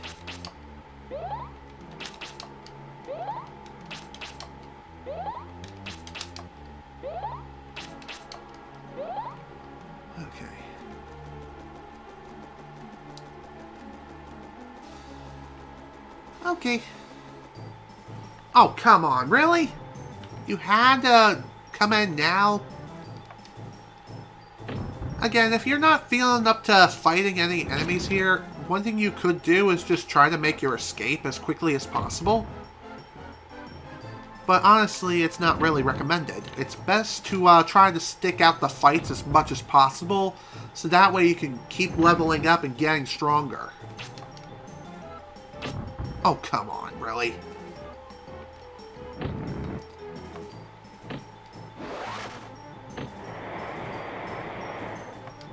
Oh, crap, I missed.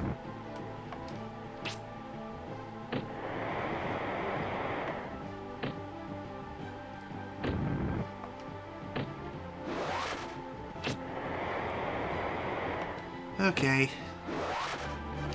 Well, that was annoying.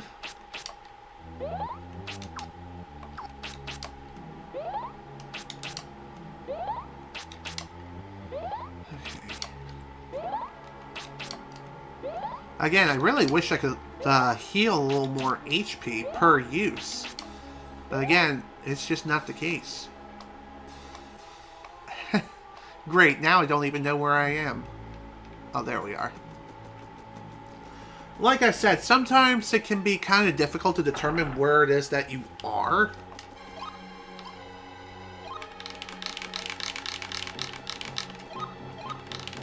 And also, one more thing worth noting is, if you need to restore your MP in a very tight space, just run around in circles. It's honestly not a bad idea. Do it sometime. Alright, let's try this again.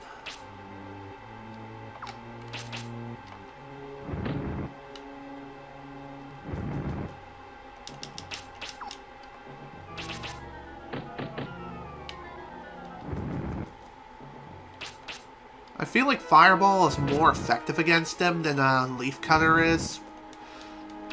It's actually called Wind Cutter, but even so. Oh, we have a new spell, Power Staff. Okay, so with Power Staff, this increases your attack power temporarily for a few turns. Although I think it just increases your melee attack power. So that is kind of lame.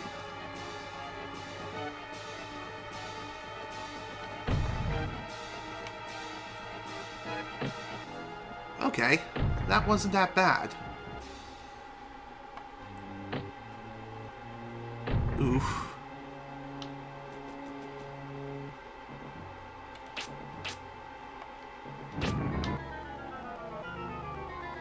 I'm dead. You just don't have the distance to cover running away from this guy, so that is really damn annoying. Ow. Ugh. Damn. What can I say? It's all part of the repetition. It is repetitive, I will say that much, but again, not really much we can do about it, unfortunately. It is what it is.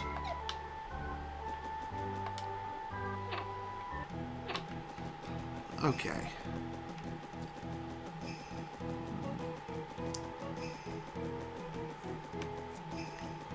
Okay, what to talk about now? Well, as we're making our way back to the forest and back to the thief's den yet again, I guess I will go ahead and mention, I have been playing a new game recently. I started playing a little while ago, and that game is Tales of Berseria. I think I'm saying that right. If not, feel free to correct me. But regardless. Oh, come on. How'd that miss?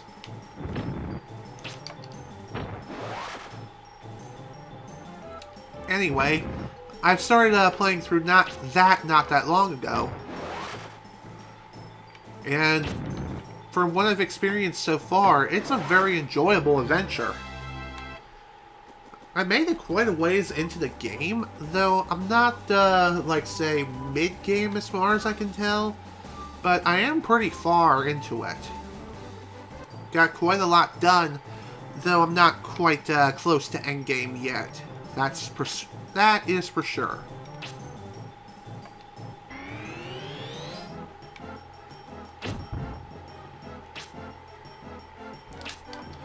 Also, I'm not too sure, but I think the Power Staff ability you can stack it multiple times.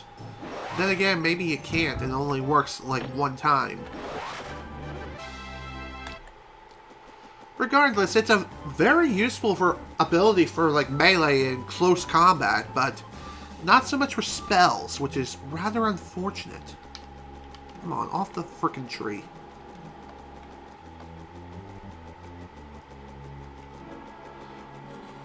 Okay, let us continue. Hello there, asshole number 1 and 2. Prepare to get smashed with frickin' rock smash.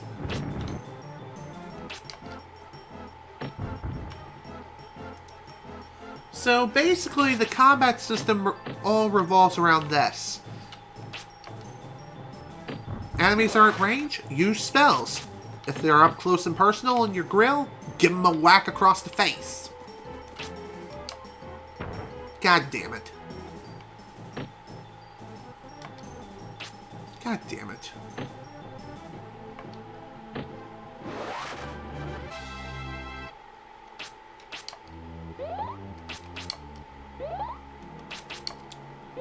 That'll work. By the way, I believe healing level 1 restores the same amount of HP each time. But I could be wrong.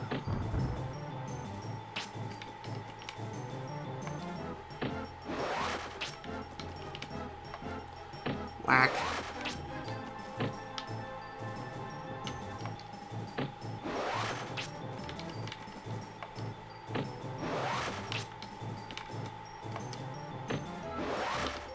It is funny how these bats are so overly aggressive, and it's very easy to take advantage of that fact alone.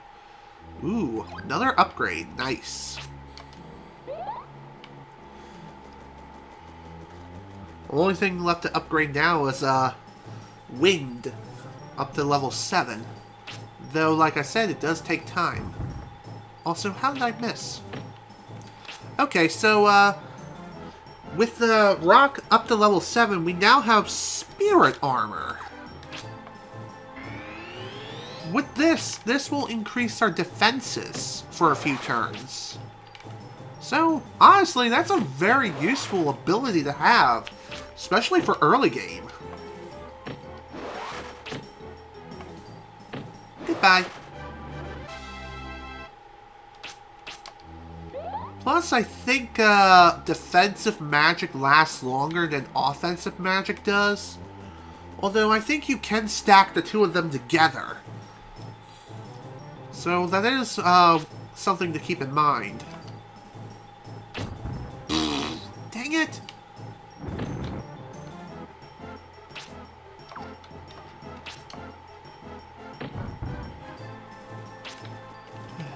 I do like feeling like I'm getting stronger each time I'm going through here. And like I said, it's all part of the Quest 64 experience. As you're going through, you are getting stronger each and every time you return to a dungeon that you've died in multiple times over. So, again, really nice. Really dang nice to see. Nice to see some good progression. Granted, it's repetitive, but it's still something.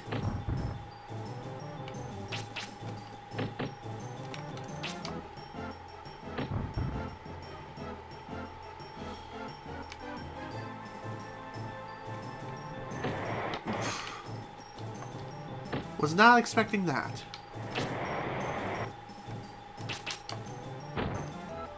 Oh, come on. Really? Didn't hit the other guy? I probably would if I had a water pillar level 3. But, alas, I don't have that yet.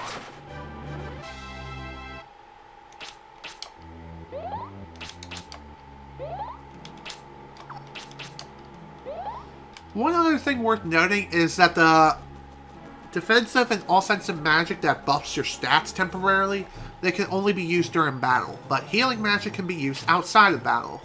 So that's something to keep in mind.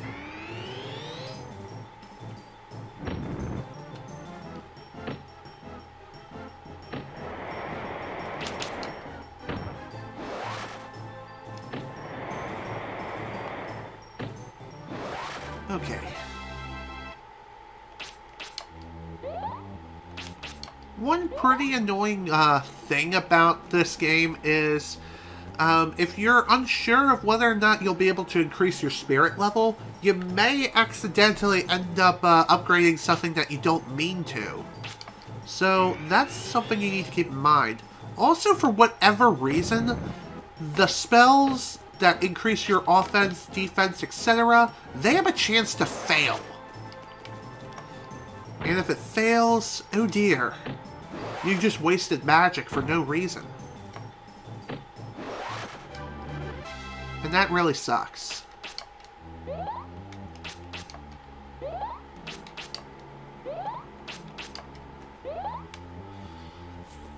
Okay. Let's keep on going. Oh, come on. Really? Another frickin' Frog Knight?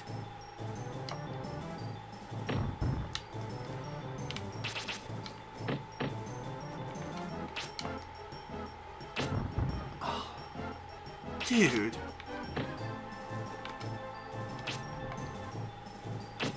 Come on! I really hate how, despite the fact that the object clearly hit the target, it still classifies it as a miss occasionally. Though it can be beneficial for you as well if the enemy misses you despite clearly hitting you across the head. Still annoying for when it does hit.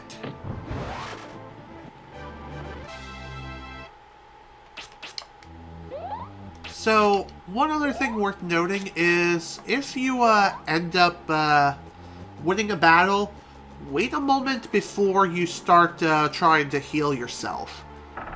Otherwise, you may end up accidentally upgrading something that you don't want. So, yeah, that's something worth mentioning right there. Figure I'd throw it out there. Alright.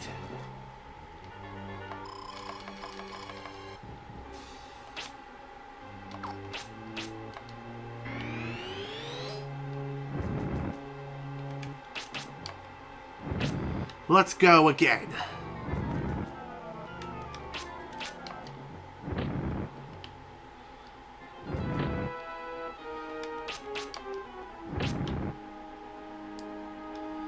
Okay, this should... Okay. That did help with reducing the damage some. But even so.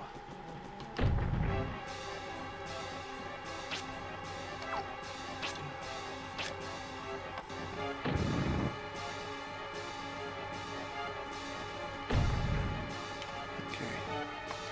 This is getting nowhere.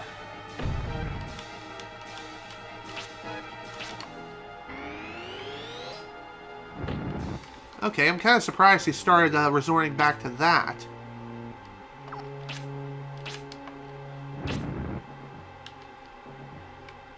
And now he's going back to this. Oof.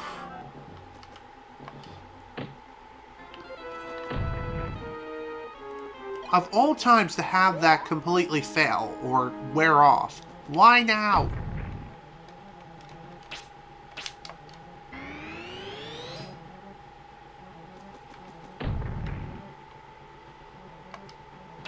Oh, come on!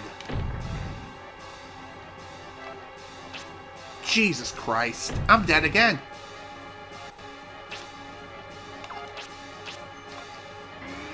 I'm absolutely dead.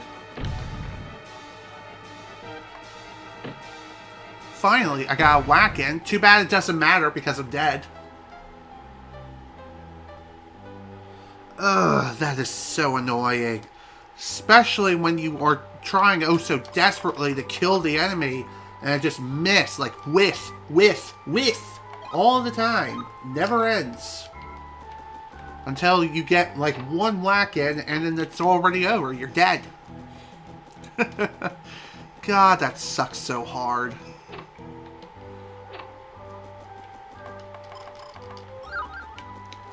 Thankfully, the text in this game is really damn fast. Even in its default settings, you can scroll right through the text extremely quickly just by mashing the A button.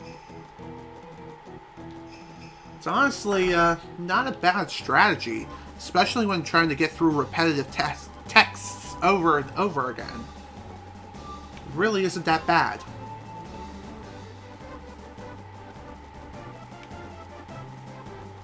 I wonder if I can get to the forest before an enemy encounter, and I knew it! I was just about to say, enemy encounter. Of course.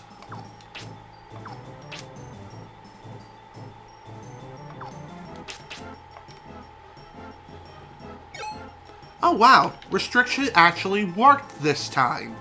And just as I thought, restriction temporarily freezes an enemy in place for several turns. How many turns exactly? Not really too sure. I think about 2 or 3 turns.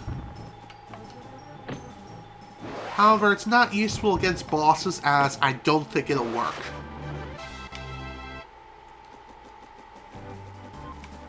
So, that is pretty lame. Also, I've forgotten to mention this earlier, but we do have a new follower as of yesterday. That follower is Advent Seth, which I'll go ahead and play now. I can't believe I forgot to bring that up earlier, but anywho, that person is now follower 115.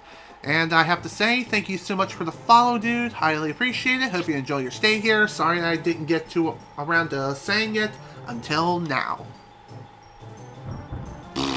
Dang it.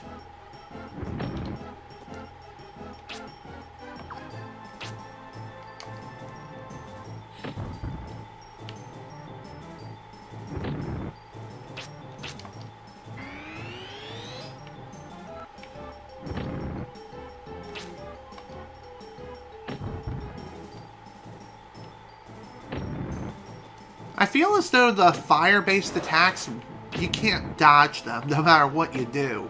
You kind of have to tank it like a freaking champ.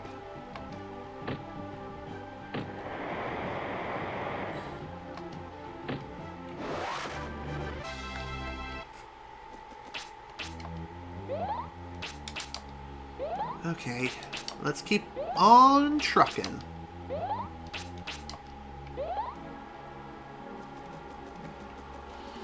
You always want to try to heal back up to maximum as soon as you possibly can. Like, as soon as the battle's over. That way you can just quickly restore your MP before the next battle commences. This way you can get all your health back and you're prepared for the next fight.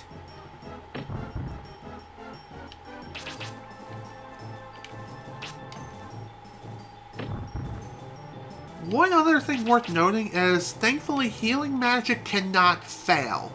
At all. Like, it'll never miss you. Not like buff, like stat changing abilities such as Spirit Armor and Power Staff. Which is nice.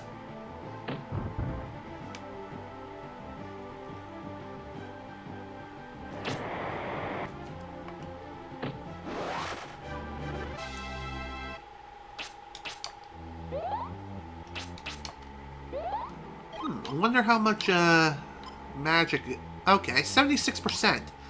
So, I think with the next few battles here, eventually I will be able to level up my magic again. And level up Wind to level 7 after what seems like 2,000 years.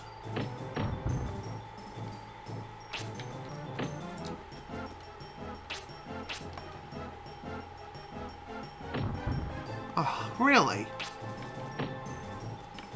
You know what? Whatever. Whack. Die. It's funny how, since there are so many bats here, only one attack you at a time. Each of them taking a turn. Like, taking their turn to just simply accept the fact that they're all going into an anime meat grinder. It's kind of funny, but it's true.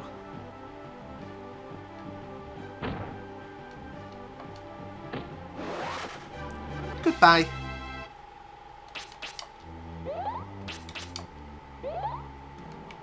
Alright. That should be good enough for HP for right now. I know it's 1 HP, but... it'll be fine.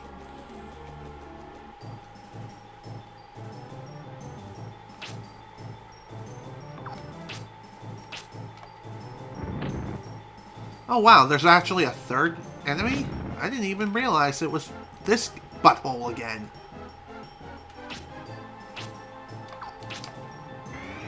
Oh, come on, how'd that miss? And that too, really?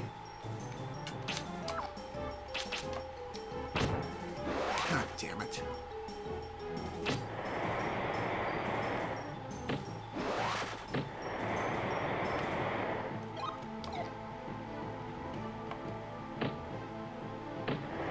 Don't you just love it that you can't really see what you're whacking? I love it. So no one ever. Okay, let's continue. Back through the forest of death again. If you can even call it that. Hello there, evil flower. How are you?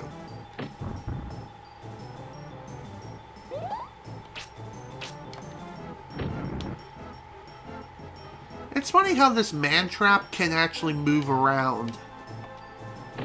Like, it literally moves from its designated location. It's kind of weird if you think about it. I wonder what new spell we got here. Nothing...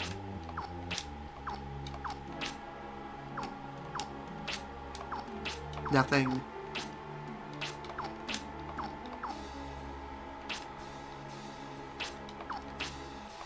Okay. I'm sure we'll get more combination spells as we move forward with the game.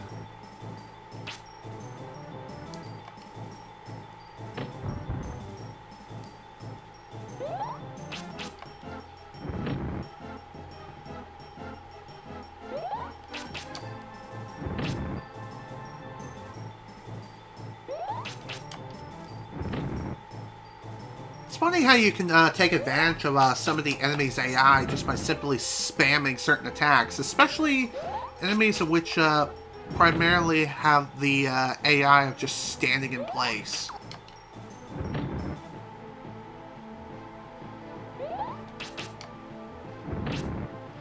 It's also good for magic practice, too.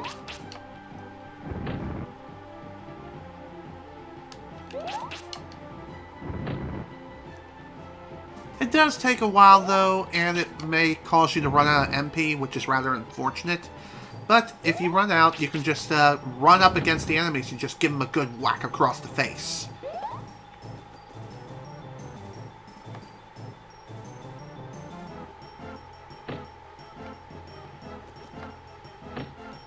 For every successful hit that you manage to connect against the enemy, you will restore some MP. And the amount of MP you restore is 1 MP per use, which is nice. Or 1 MP per whack, regardless of how much damage you deal. So that's pretty nice. Great, another one of these frickin' buttholes.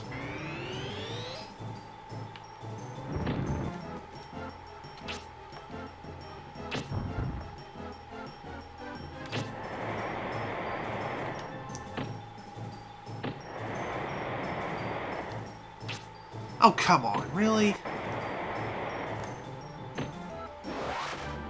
Phew, too close.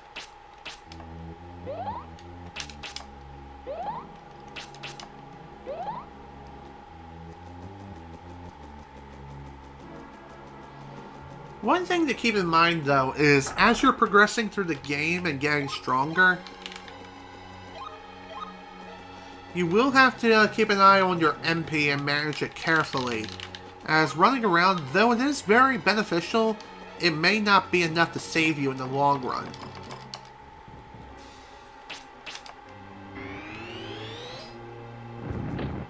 Oh, come on, how'd that hit me?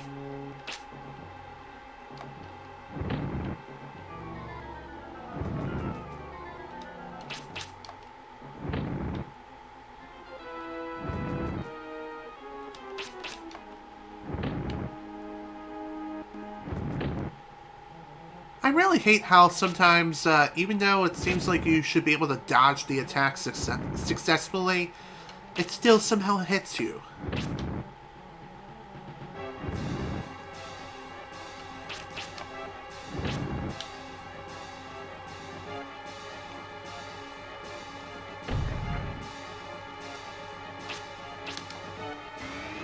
Ah, crap! Of course, that would hit like a frickin' freight train. I guess one thing that's worth noting is, with something like Spirit Armor, thankfully, it does last a little while. And the odds of you missing with it are relatively low. Still, though, I don't like the fact that you can still miss with it.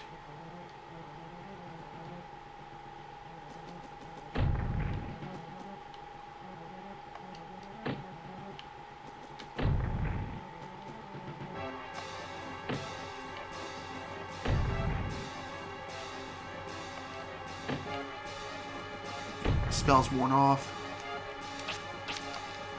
I really should count the number of turns this lasts.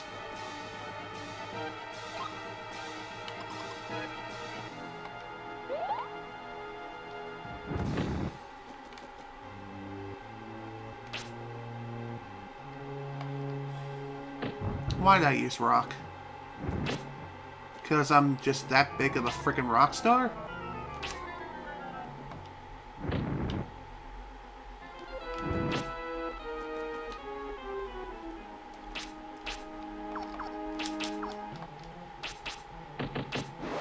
Oh, there we go! Finally! The freaking thief is dead, and for our trouble, we received the Earth Orb. Whew! Damn! That took a long time, but damn, that was one hell of a fight. Gave us a bunch of experience, which is really nice. But now that we have the Earth Orb, we could return back to the castle where we said we would return to, but in actuality, there's nothing stopping you from actually moving on if you so desire.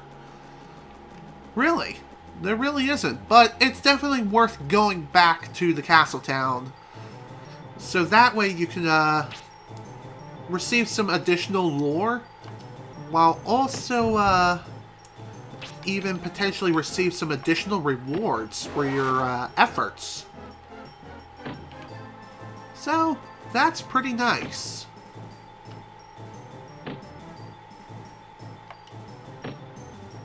You never know, the rewards may actually be worth it. Just give it time, give it a chance.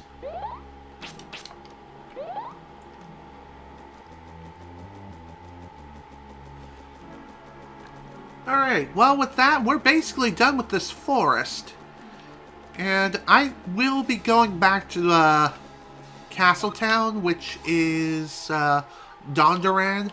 The reason why I'm going back is because after you obtain the Earth Orb, you'll have access to the King's treasure hall. He'll reward us handsomely with whatever's inside. And really, it's worth going back for. However, you don't just fast travel right back to the castle town after defeating the thief. You have to literally make your way back yourself. On foot. Which is rather annoying. However, future bosses that we'll be fighting will have a means of being able to get back to the town more quickly. Without the need of having to, oh, I don't know, traverse the entire frickin' dungeon again just to get back to where we need to be. Which, again, things happen. That's just the way it is.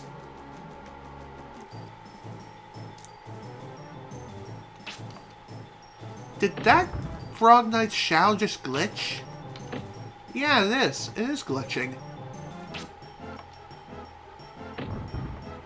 Huh. Weird.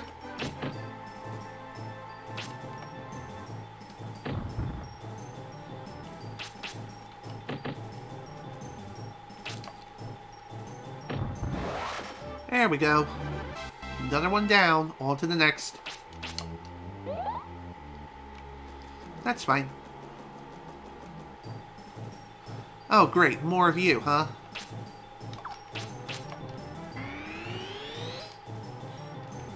God, I hate these freaking fire-bending kangaroos. Honestly, I really don't like them. Why did they target the freaking bat?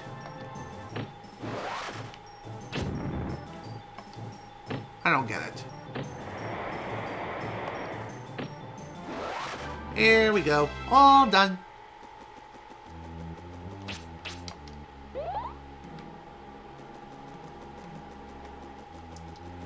Alright, we're almost at the entrance, thankfully. Though we still have a bit of a ways to go before we make it. One thing you could do here is intentionally death warp back to the hotel. That way we can get back to the castle town faster. But I find that to be a bit counterintuitive and counterproductive, as you miss out on experience. But it is useful for speedrunning. If you speedrun this game, which, believe it or not, there are people out there who do speedrun Quest 64. Albeit there's not very many, but there are people out there. Kind of like how with Banjo-Kazooie, there's not very many people who actively run the Xbox version of Banjo-Kazooie. However, there's plenty of people who run the N64 release. I'm just saying.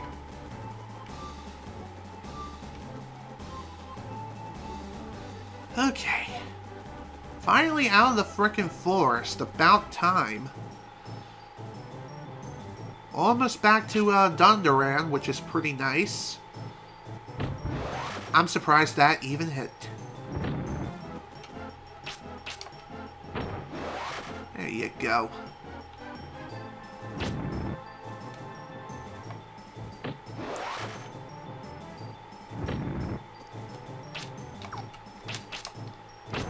Oh, come on. Really?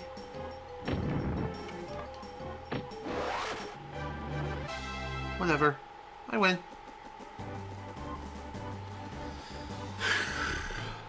Oh, come on. More?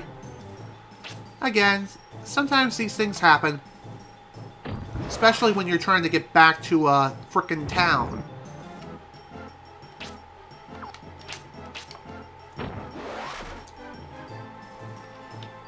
One other thing worth noting is, if you're not close enough to whack an enemy with your stick, but you're still at a fairly close range, what you can do is, hang on, I wanted to check and see if I got any new spells, and I do not. Not yet, anyway.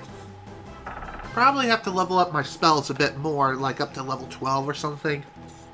And that's for all elements. I'm not too sure. But regardless, we finally made it back to Dondoran.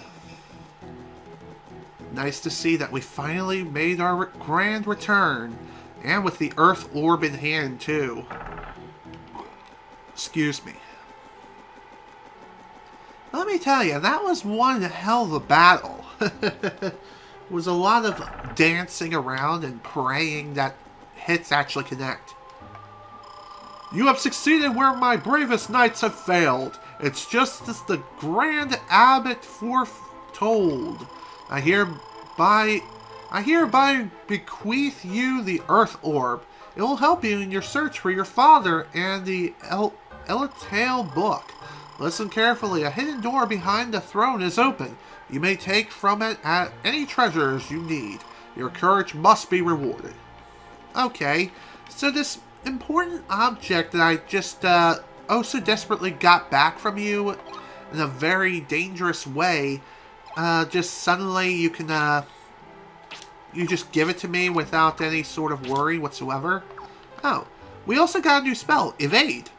It increases our evasion. By how much? Who knows? Again, not the most useful thing in the world. But it does help. Ooh, replica. Hero's Drink. Nice. So our item rewards are the Healing Potion, which restores 150 HP. The Replica, which allows you to quickly escape from battle without using any MP. And this always succeeds, minus boss battles. And Hero's Drink restores 40 MP. Honestly, not a bad haul. Plus a spirit level up right here, too. And it's really, honestly, not a bad reward, if I do say so myself. Excuse me. Now then, I may be 2 hours and 34 minutes into this session, well, technically about 2 hours and 35 minutes, but I think we have enough time to at least make it to our next pit stop. So, that's nice. I'm going to try to do just that. Though, I'm not 100% sure if I'm actually going to make it or not. And if I don't, then I don't. If I do great, I don't.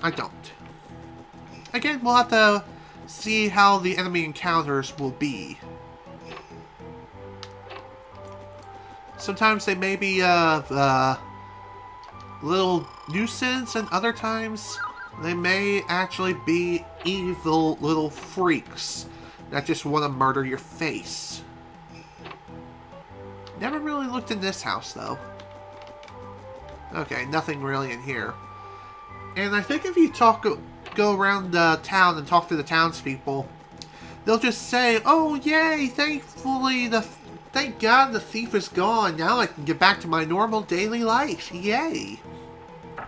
So, that's nice. But again, nothing really all that grand or useful. Except the reward for completing this and returning to the castle town is honestly the experience of defeating all the enemies along the way and just killing everyone in your path yourself.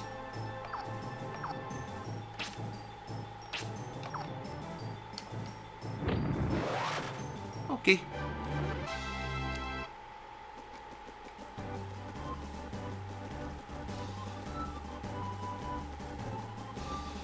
let us move on now, shall we?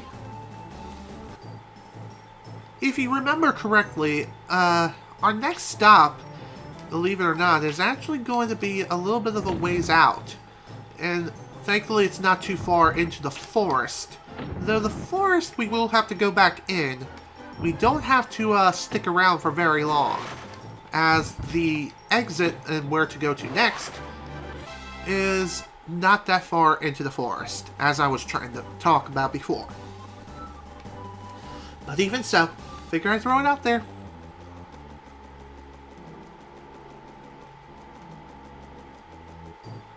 Okay, let's get through you, though, Mr. Frog Knight. Damn it. Ugh. If you want the most range coverage, you either want the wind cutter or the rock. Rock. Get it? I'm dead serious.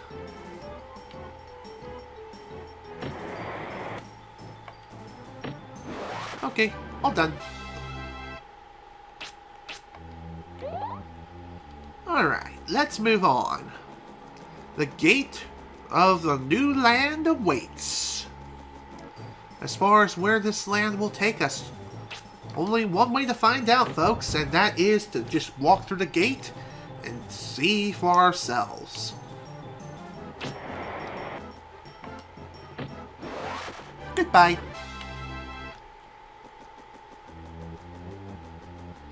Kinda wish the enemy encounter wasn't so damn random, though. That is kind of the annoying thing about this game. Okay. Anyway, welcome to our next destination. And after proceeding, we get an update on our map here. Welcome to the Don Duran Flats. As you can see, this place is pretty massive. Just like the last one, but there is a couple of stops worth mentioning here. After my phone goes off, notifying me I got a freaking email. Okay, it was nothing. It was just something from CompTIA. Nothing major. Alright, another spirit. Nice. What do we have this time? Nothing. Kinda wish we had something new. But I'm sure we'll have something new by the time we reach our next destination. Also, say hello to Mr. Dancy McFrickin-Gee. Remember the man-eaters from before? Well, these guys are essentially the same thing, except they're more like clay fighters, if you know what I mean. And they also throw big boulders, making them harder to dodge. They're also known as Mad Dolls. Makes sense, given their nature.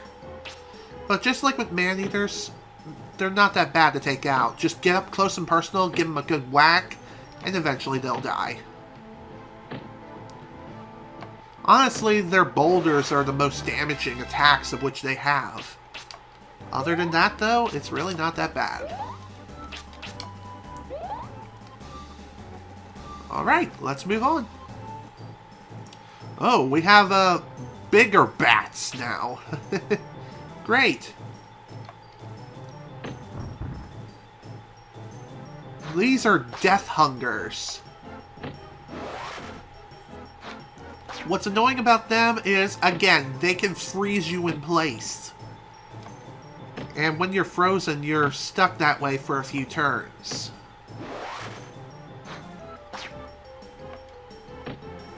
So if you feel like you're completely frozen and you're facing the wrong direction, you can try to evade the attack. Well, not really evade, but more like get into a better position to be able to whack the enemies until eventually you win. And if you're facing the wrong direction, one spell that can help you along your journey is definitely the Wind Cutter. Wind Cutter will always target your enemies, though they do have a bit of a range. They do have a bit of a range problem. Not the worst ever, but still, it's worth mentioning. Alright. Kind of surprised that reached.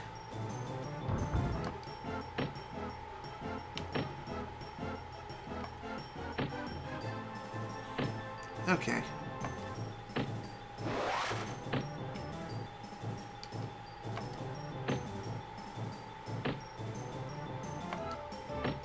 A few more whacks, and there we go. All done.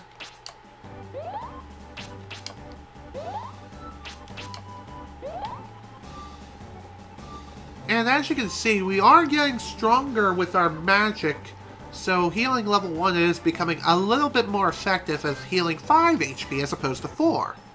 So that's pretty nice. Though I would wish it would heal more than just 4 HP, but oh well.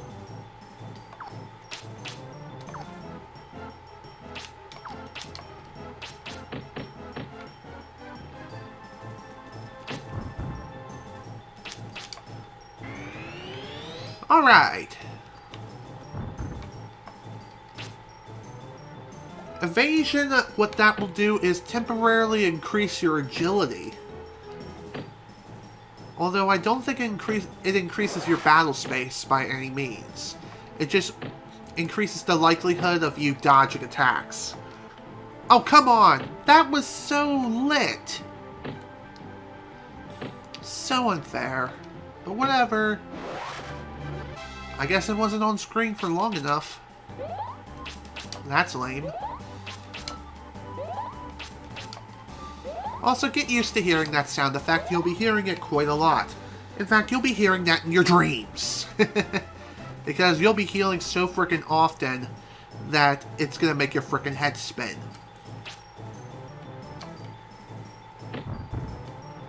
Okay, that makes sense how that didn't deal very much damage.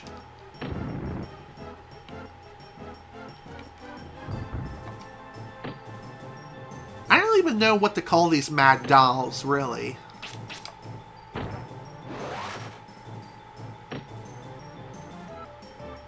They kind of look like Medusa in the sense of their hairstyle, but really that's the only similarity that they have with Medusa itself.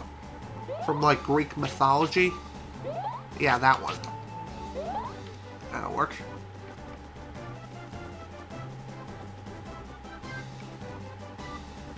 Let's see what's over here. After these frickin' bats decide to burn in hell.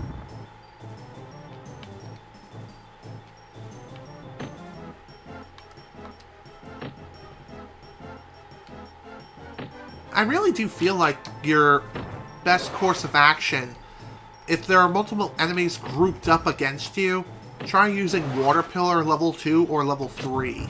That way you can hit multiple enemies all at once.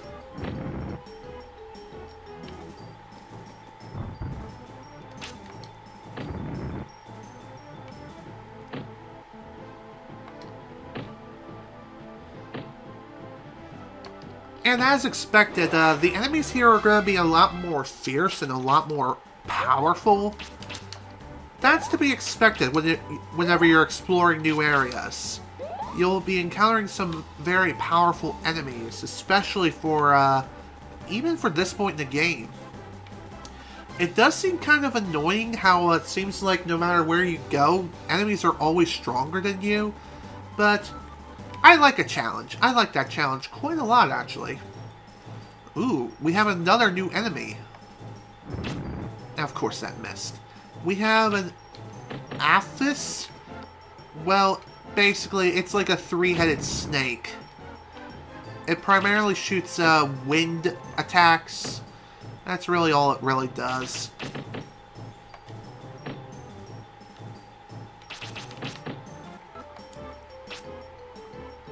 It's really not that threatening, but it can get kind of annoying how its evasion is relatively high. Come on! Thank you! Jesus! Probably gonna end up expending all my frickin' MP just to restore my health after that. Also, running around in circles in the same spot that you just finished a battle in, not very advisable, because you're more than likely going to have enemies just show up out of frickin' nowhere, and then they come and ruin your day as a result.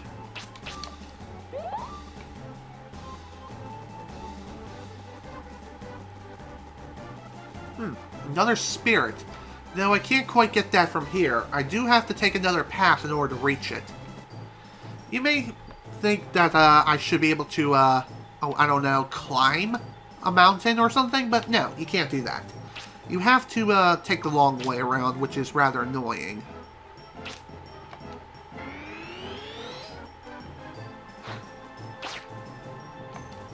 That was more of a just-in-case measure.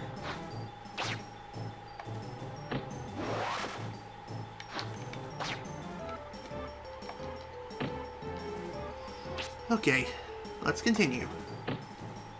Continue to whack everyone to death.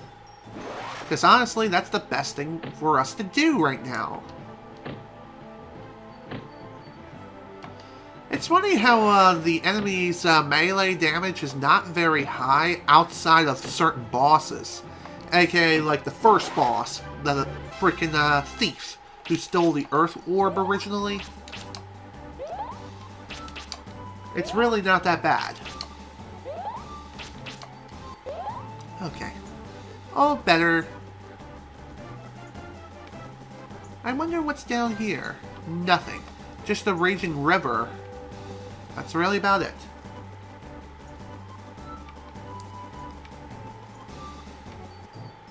Oh, hello! We have some new enemies here. They look like pirates. I bet you that's what they are.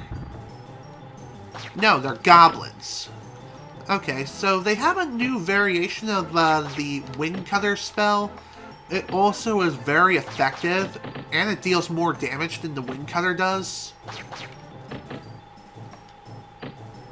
Now, as far as how much damage it can deal quite a bit if you let all three of those things hit you. By the power of math, they can utterly destroy you.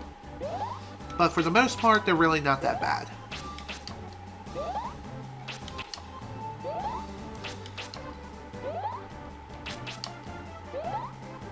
Alright, that's good. Let's grab this spirit here and see what we can get. Level 8 Earth. Any new spells here? No, no. Nope. And no. Okay, that's fine. Again, not a big deal.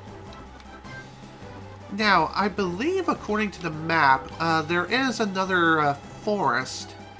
Actually, we went way past that. So, oops. I guess I'm going backwards. At least for now. One thing you could do is, if you feel like you're going the wrong way, you could just,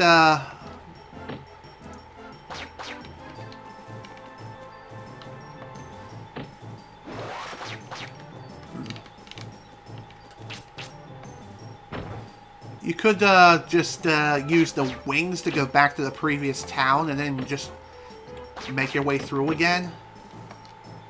It's entirely up to you how you want to approach things. God damn it. I was hoping that level 2 water pillar would hit the goblin behind him, but no. Of course not.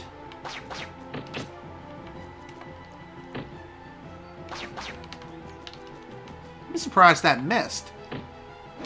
Those attacks have very high accuracy and very good tracking skills. Especially at close range. That much is certain.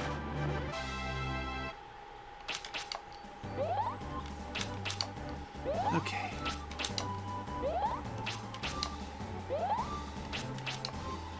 Alright, let's continue now, shall we? I want to explore that other forest that's on the map, although it is kind of annoying that I have to go all the way back around again, because I went way, way too far, of course. Now, there's an instance where it's honestly worth it just to escape and try to restore some additional MP.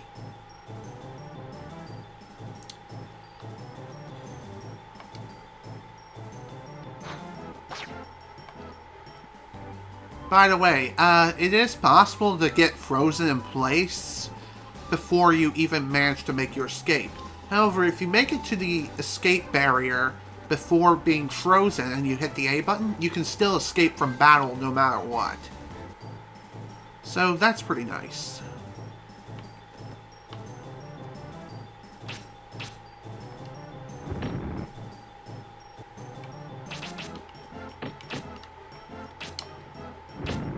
Oh, come on. How'd that miss?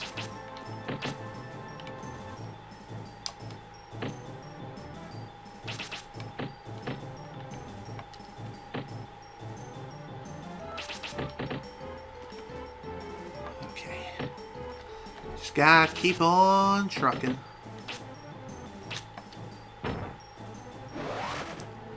Honestly, I'm not really sure what the most effective spell is for taking these guys out. I feel like getting up close and personal really is the best means of clearing them out relatively quickly. Oof. I'm surprised that we managed to live. I did not mean to upgrade my water ability, but oh well. It is what it is. Well, at least the good news is we can now restore 6 HP now. Yay! So that makes things a little more efficient.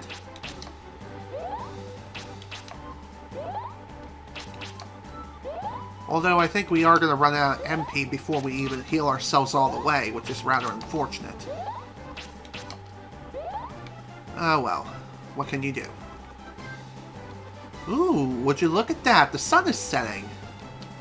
Quite beautiful, if I do say so myself. Okay.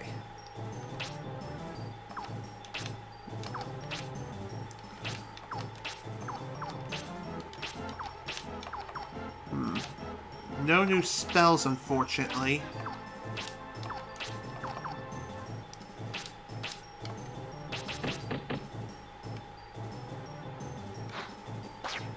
God damn it.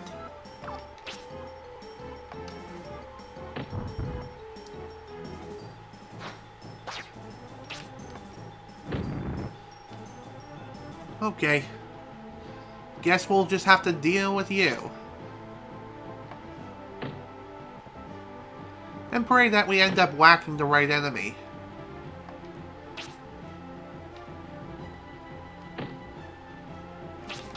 Okay, this may actually work out.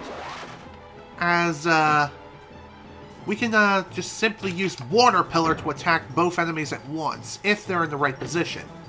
Which they are not. Which sucks. Come on, really?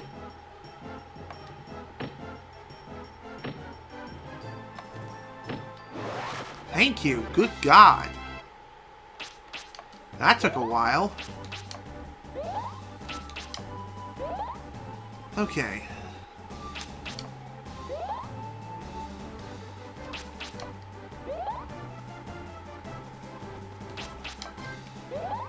Okay, there's the other forest entrance that I want to check out.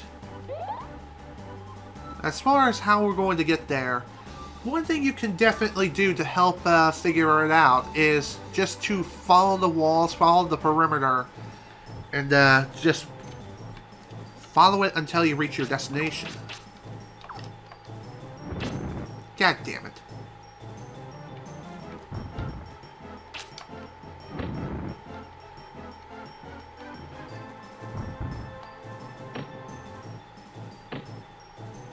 Okay.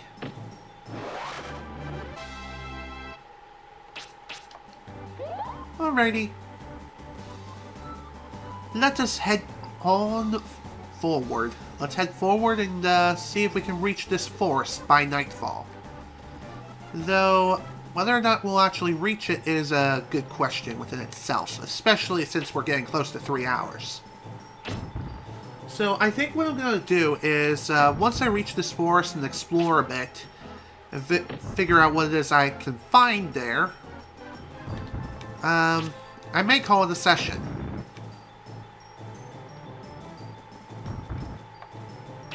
Oh, god damn it. I hate that so much, how enemies just evade your attacks somehow. Okay.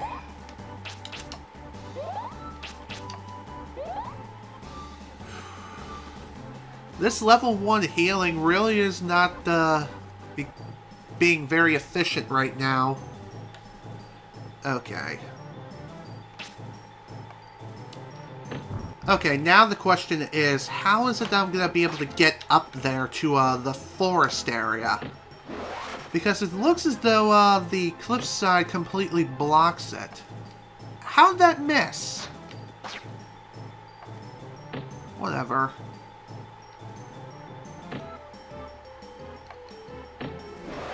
Okay. I'll have to figure this out some other time.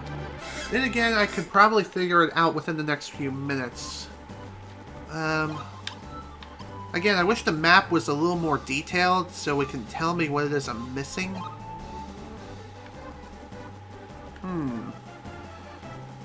Okay, maybe I really should try to follow the map a little more often.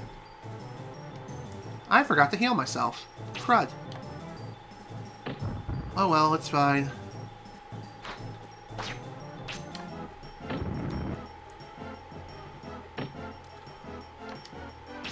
Oh, come on. How'd that miss? Whack. Die.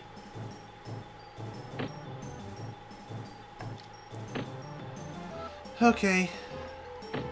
One other pretty annoying occurrence is if you are trying to fight the enemy at close range by whacking them to death, there is a pretty good possibility that their idle animation could cause the stick to just simply disappear.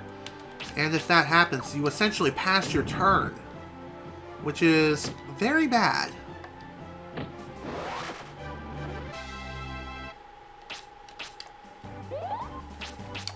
Alright, let's keep on healing. Because really, that's the best thing for us to do.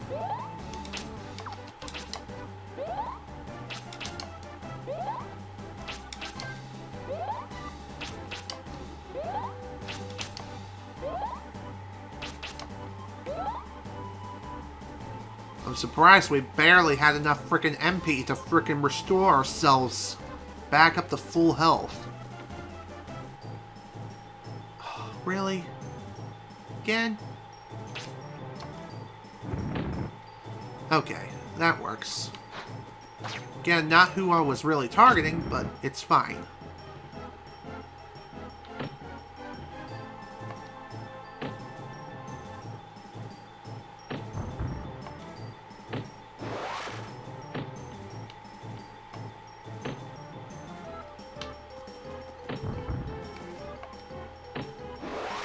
Okay.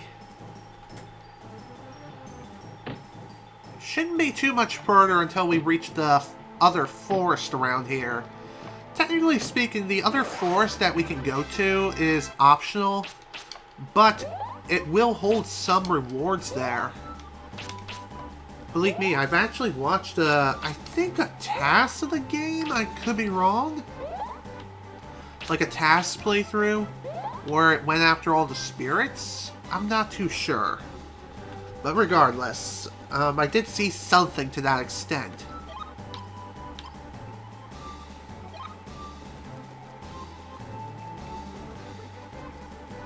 Okay, why is it that I can't go down there? Oh, I can. It was just not clearly defined. Of course, because there was a frickin' log off screen. Oh, the camera system. Oh, how I love you. Not.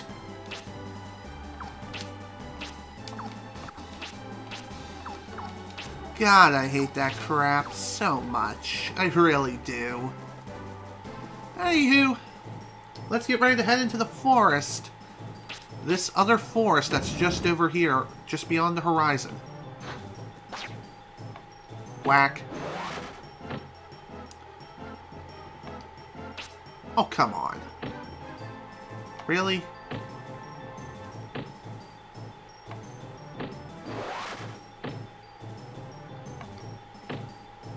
Go.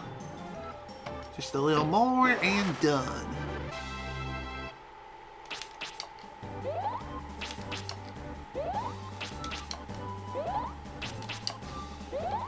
All done.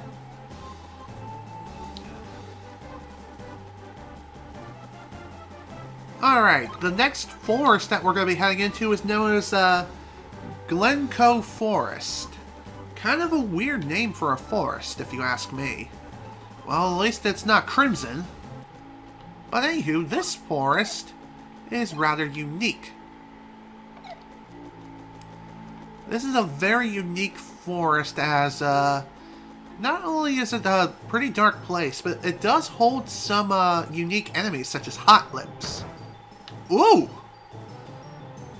They, have, like, some sort of, lava-like attack, which, can deal quite a bit of damage to you. I'm not sure how much damage that can deal, but, it is pretty easy to dodge them. I say that as I get hit. And good lord, it deals a lot of damage.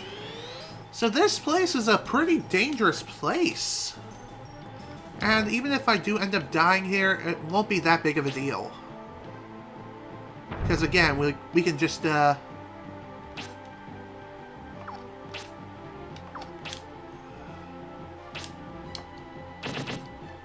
we can just return to this place relatively easily. Just again, the whole log situation is kind of a buzzkill.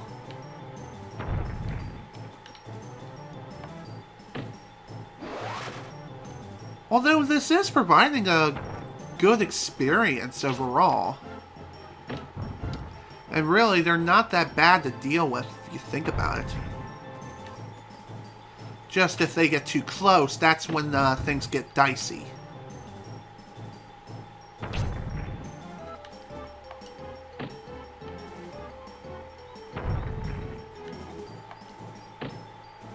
Honestly, I've never really fought the hot lips before. So, my experiences with these guys are very mixed. Like, I have no idea what they're all about. Ow. God damn it. Well then, that sucked. Trust me, going in there was definitely well worth it, just for the experience alone. And I believe there are several spirits in there that I can pick up. So honestly, it's well worth adventuring into such a place. That much is certain. So with that, I'm going to go ahead and call it a session here. It is getting kind of late. I'm over the 3-hour mark. And yeah, we'll save the next part of this quest for next time. See what I did there? Anywho, I'm done here. This is General Snivy with the Quest 64 playthrough. Thank you all so much for watching, and if you were able to attend the live stream live, thank you for attending. Next time, more questing for the 64th power, and we will be making our way to our next destination after we finish up our business at the forest, which, like I said, will take a little bit of time and a bit of patience as well to get through.